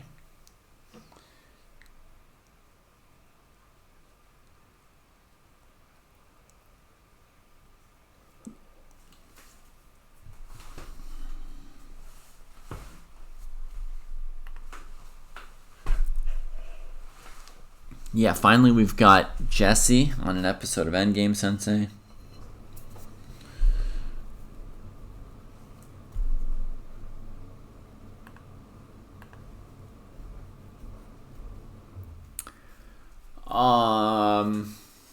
Does black have to look at pushes like after rook h8 f3, for example?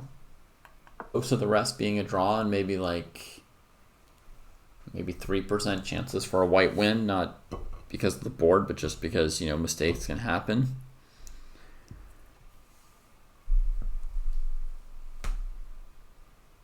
No, white's not better, bled red wine.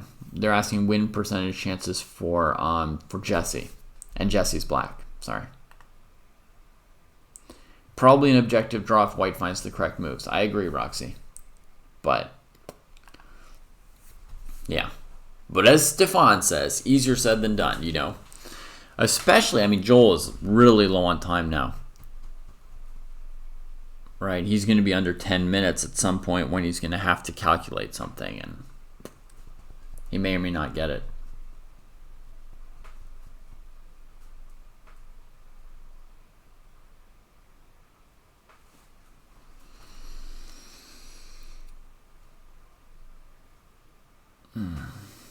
No extra time on move 40. Nope. Rook on c3 is bleak. It's true, it's not looking the best at the moment, yeah. Would trading off the knight for the bishop benefit white? Yes, because rook and pawn ending would be really close to equal. And in general, rook and pawn endings are the most drawish endgames. That would hold here. I mean, you could lose a pawn in a lot of scenarios and still draw. So, what was the point of knight e3? I don't know. Keep the bishop from improving to f5 or g4 at some point, but your rook is doing that. I don't know.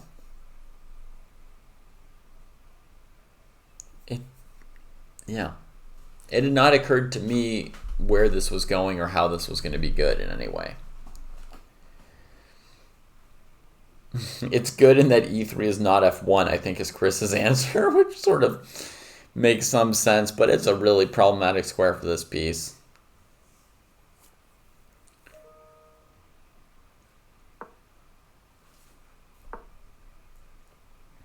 b3, trying to bust out.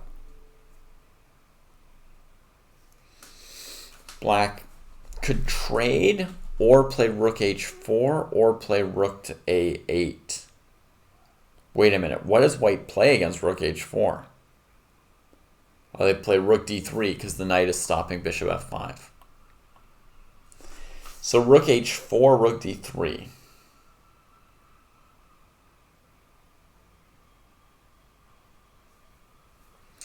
On a takes b3 here, white recaptures with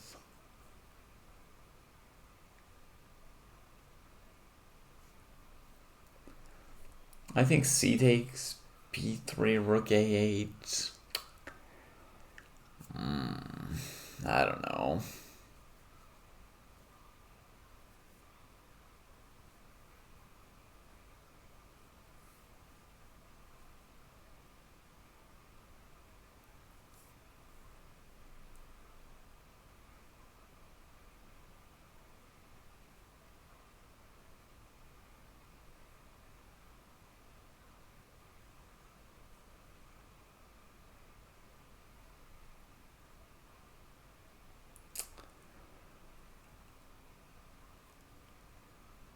Rook h4, yeah.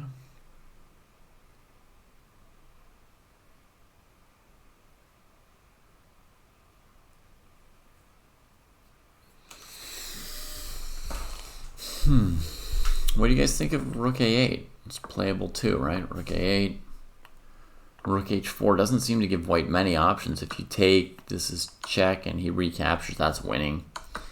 So white would have to do this move, basically, right? Forced move, more or less.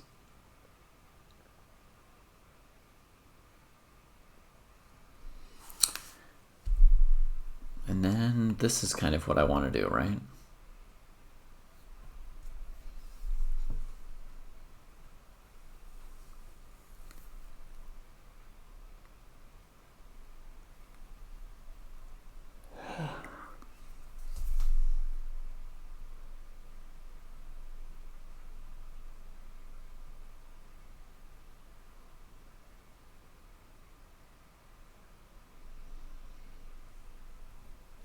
Oy, oy, oy, so tired now. But it's really a cool game. It's really instructive, this endgame. And we were right about how it was getting naggingly better for Jesse eventually.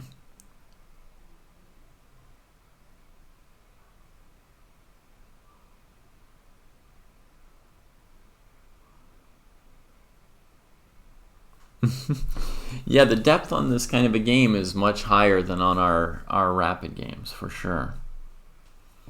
Is there a breakthrough? That's a question. Who asked that question? Roxy.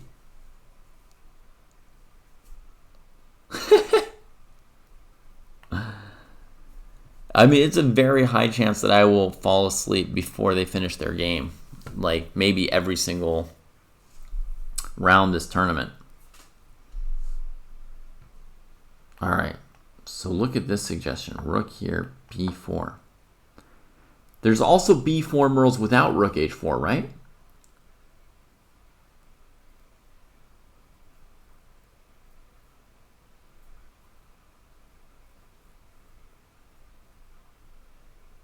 Okay, Fisher Seb suggested too. So here white could take, right?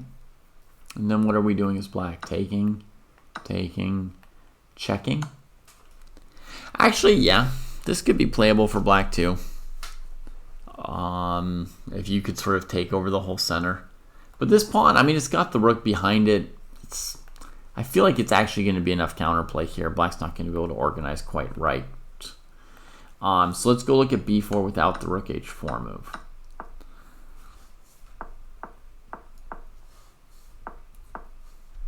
Okay, so this is the live position. We're going to try b4 immediately, right? Attacking the rook, takes, push. This is the idea, right?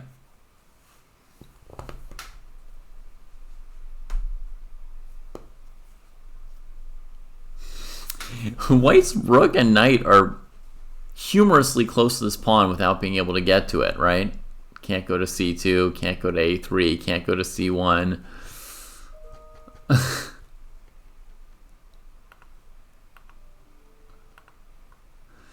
So this move, trying to go here,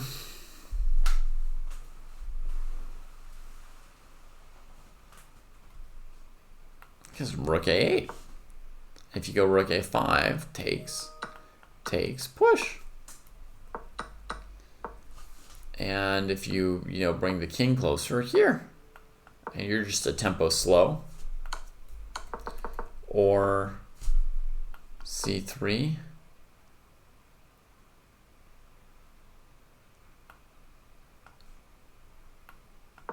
Maybe this move to stop knight c2. And then can we just queen?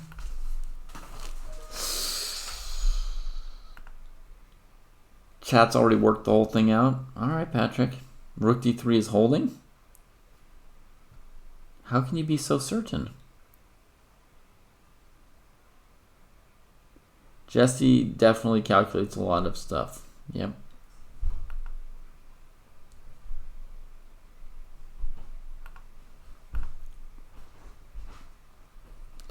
You guys seem far too sure for humans.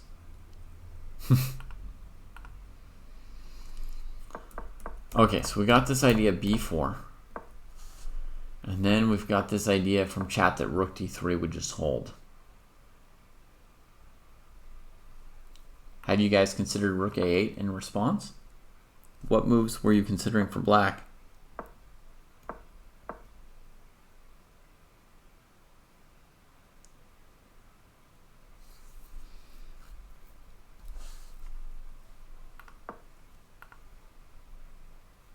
Jesse played the rook back to a8 in the live game.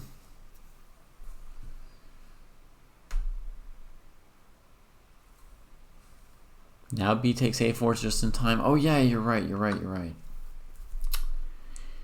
Yeah.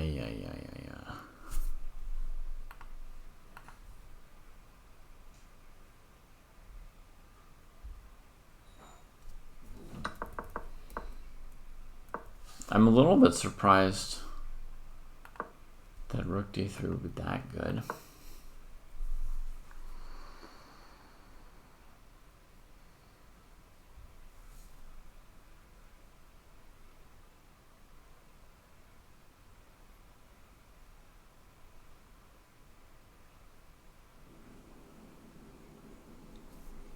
Okay. I don't see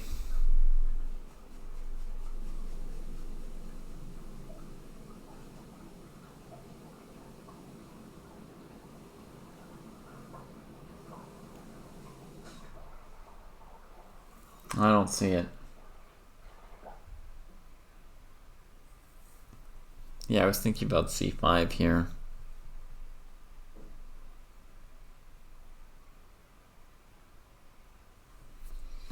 Okay, so let's look at Jesse's move, rook a8. Threatening b4, big time, right?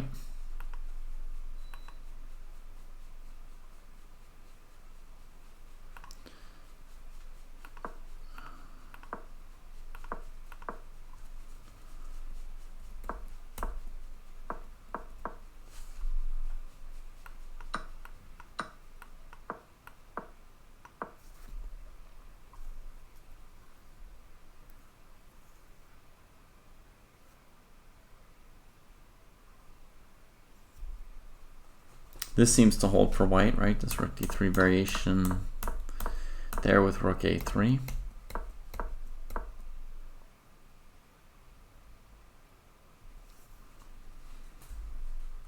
Rook a8, rook d3 play, just getting out of the way of the breakthrough. Yeah. Nice move. Nice move from Joel. F5, F4, strong consideration for black right here. It's also a strong consideration for black last move.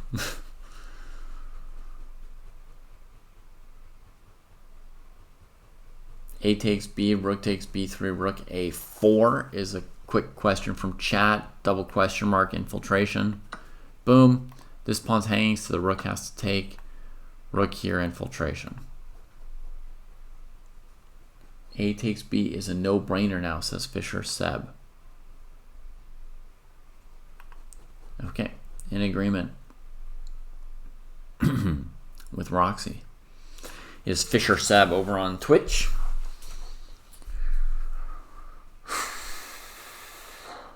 C3.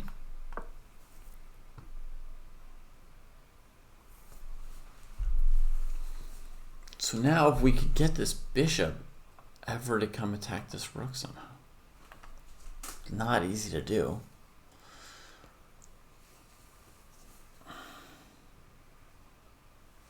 But, I mean, white's really in bad shape. You know, this rook can't move. It suits like just sitting here. This can come here. You're still tied to that. You have to keep your king and knight ready for this.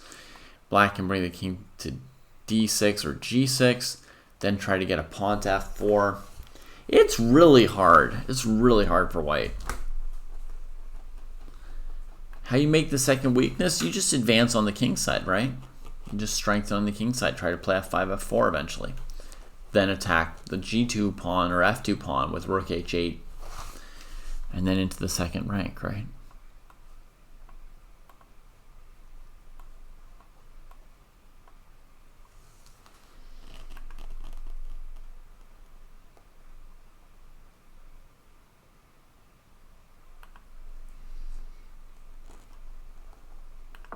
D3 played.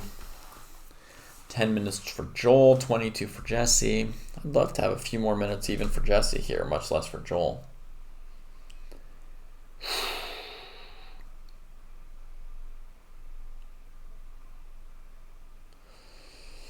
Yeah, white doesn't have any like active fighting back attempts here. In that position that we were just talking about with a b3 and then the rook trapped on b3, basically means you can't fight. You can't pose anything. You can't hit any tactics against black. You just sit there. And that's a good thing to emphasize, Murphy. Like, the fact that you can't like fight and you don't have a counter shot, you don't have any tactical operations, just waiting there and black can time how they want to ooze forward. It's a pretty grim situation. It really is.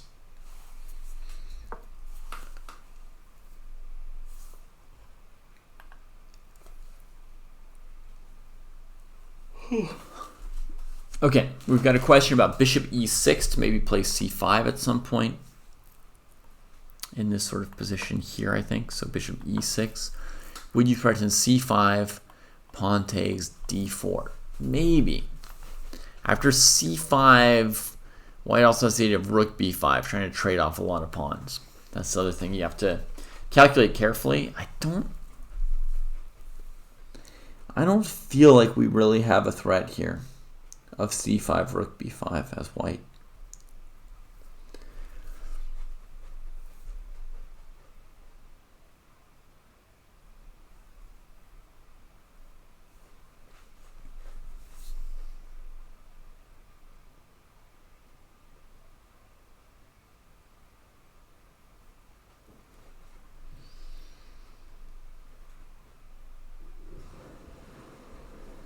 It's getting into the kind of position where you would start giving Magnus really big winning chances.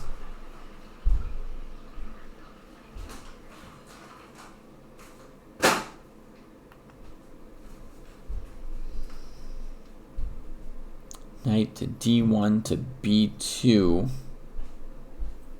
is a good way for white to play, maybe. Yeah, maybe so. Yeah.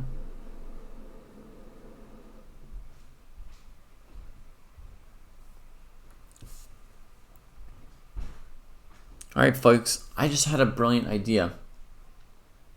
I'm going to leave the position running walk the dog, which I have to do anyway. Normally, after I finish the broadcast, then I go walk the dog.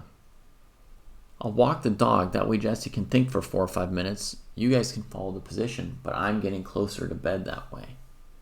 While we all still get to watch Jesse's game, and I can come back and look at it with you when a few more moves have been played. Or when one more move has been played. I'll be right back.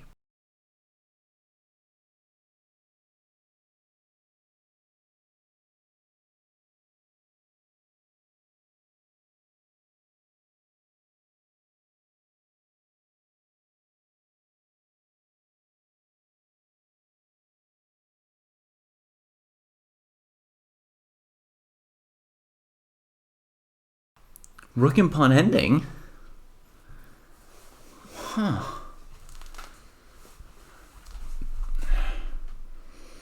So was that a good or a bad idea?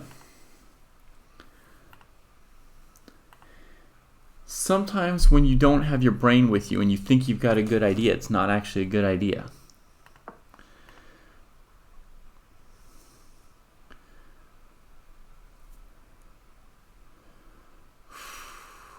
Bad idea. Rook d3, king g6. What? Bishop f5 direct? And then he heads backwards. To where? Where's he going? Oh, he needs to be ready to answer rook c3 now with king d6. It's not without logic. If here white plays rook c3, he still has the b4 breakthrough, which is winning. Once white plays b4, locking the queen side and leaving a weakness on a3, now he wants his king ready for this. But does white have rook c3, rook f3, etc.? You know, or rook f3 here, same thing. That's a draw, I think, if they just go back and forth. Well, where was the massaging? What was that bishop f5?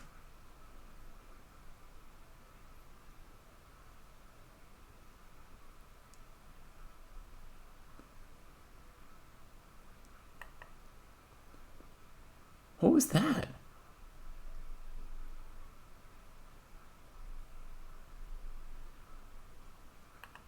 I don't get it. G4 instead of bishop f5. Why G4, Patrick? Is there a big deal about G4?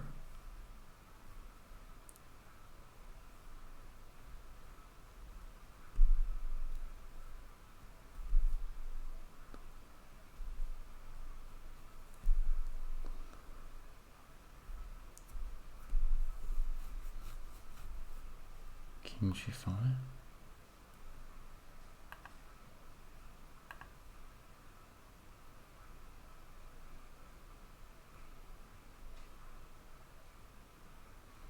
No, f3 is not enough to lock the position.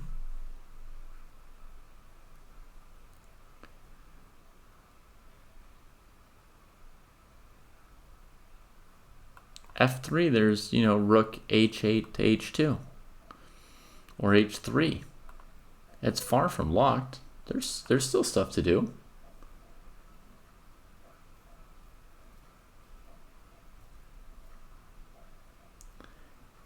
Yeah, Fisher Seb, I agree with your suggestion more, like going like this and getting the pawn to f4 before white can play g3, f4.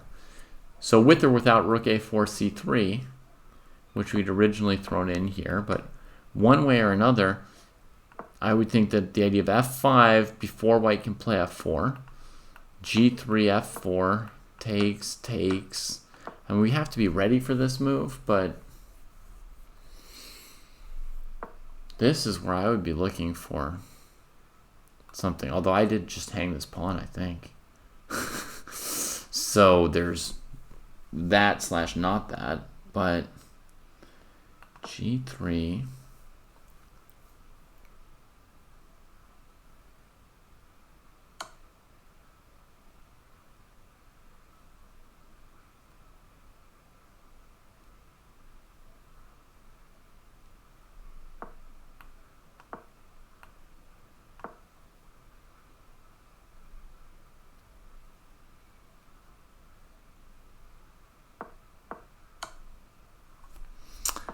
Maybe here play this move, Fisher said, like take the open file, and if f4, go after this pawn. Like that. Something like that, right? G4 was nice, legit hard for white to find moves. Okay.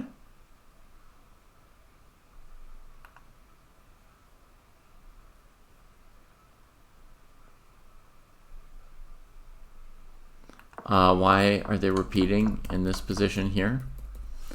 Well, because basically, if the rook goes to f8 instead of the king defending it, then this king's just defending this pawn, this rook's just defending this pawn. Black has no moves to improve their position, right? They're just stuck. They're not doing anything.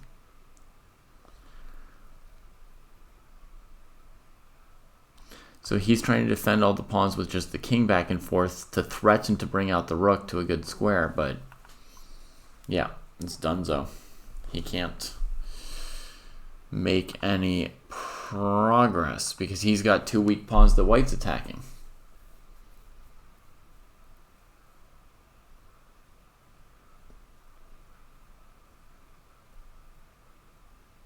I mean, I don't think he did this because of rating points, Fisher Seb. This isn't called the Get One Rating Point quest. This is called the Become the U.S. Senior Champion quest, you know? He was torturing Joel. You know? He was torturing the dude, and he knew he had a nice position, and maybe he just didn't see anything good. Maybe he didn't see a way to put more pressure on, you know, because I mean, we didn't see a knockout either. So, all right, draw agreed. We can see on the live board down here. And so we made it to the end of a round. Woo! Narcoleptic David pulls through. But man, I would have stayed up another 10 minutes to see him actually win that game. If he'd found a way to keep the torture going a little longer. It looked really pleasant for him. Right? It looked kind of pleasant for him. Good endgame sensei position for sure. We can work on it again some other time. For now, yeah, we're going to say good night. Everybody sleep well. You know, it's a long tournament, and you know, losses and draws can happen. Just got to keep playing well. I thought there was a pretty decent chance of this game going Jesse's way, between the nice position and the possibility for his opponent to get tired.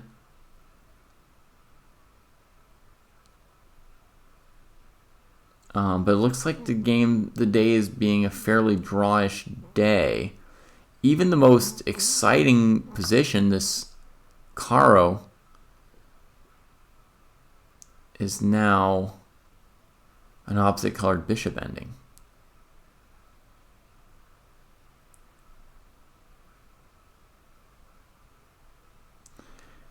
But Akopian has this disturbing idea.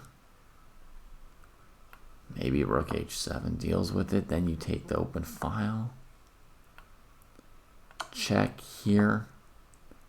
And still, whatever you do, white's giving you like a really weird crooked checkmate. That's weird.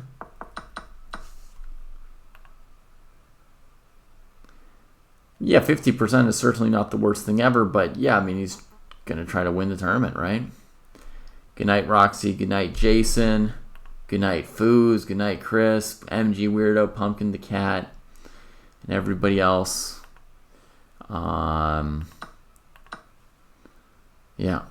we'll have another game and another day tomorrow.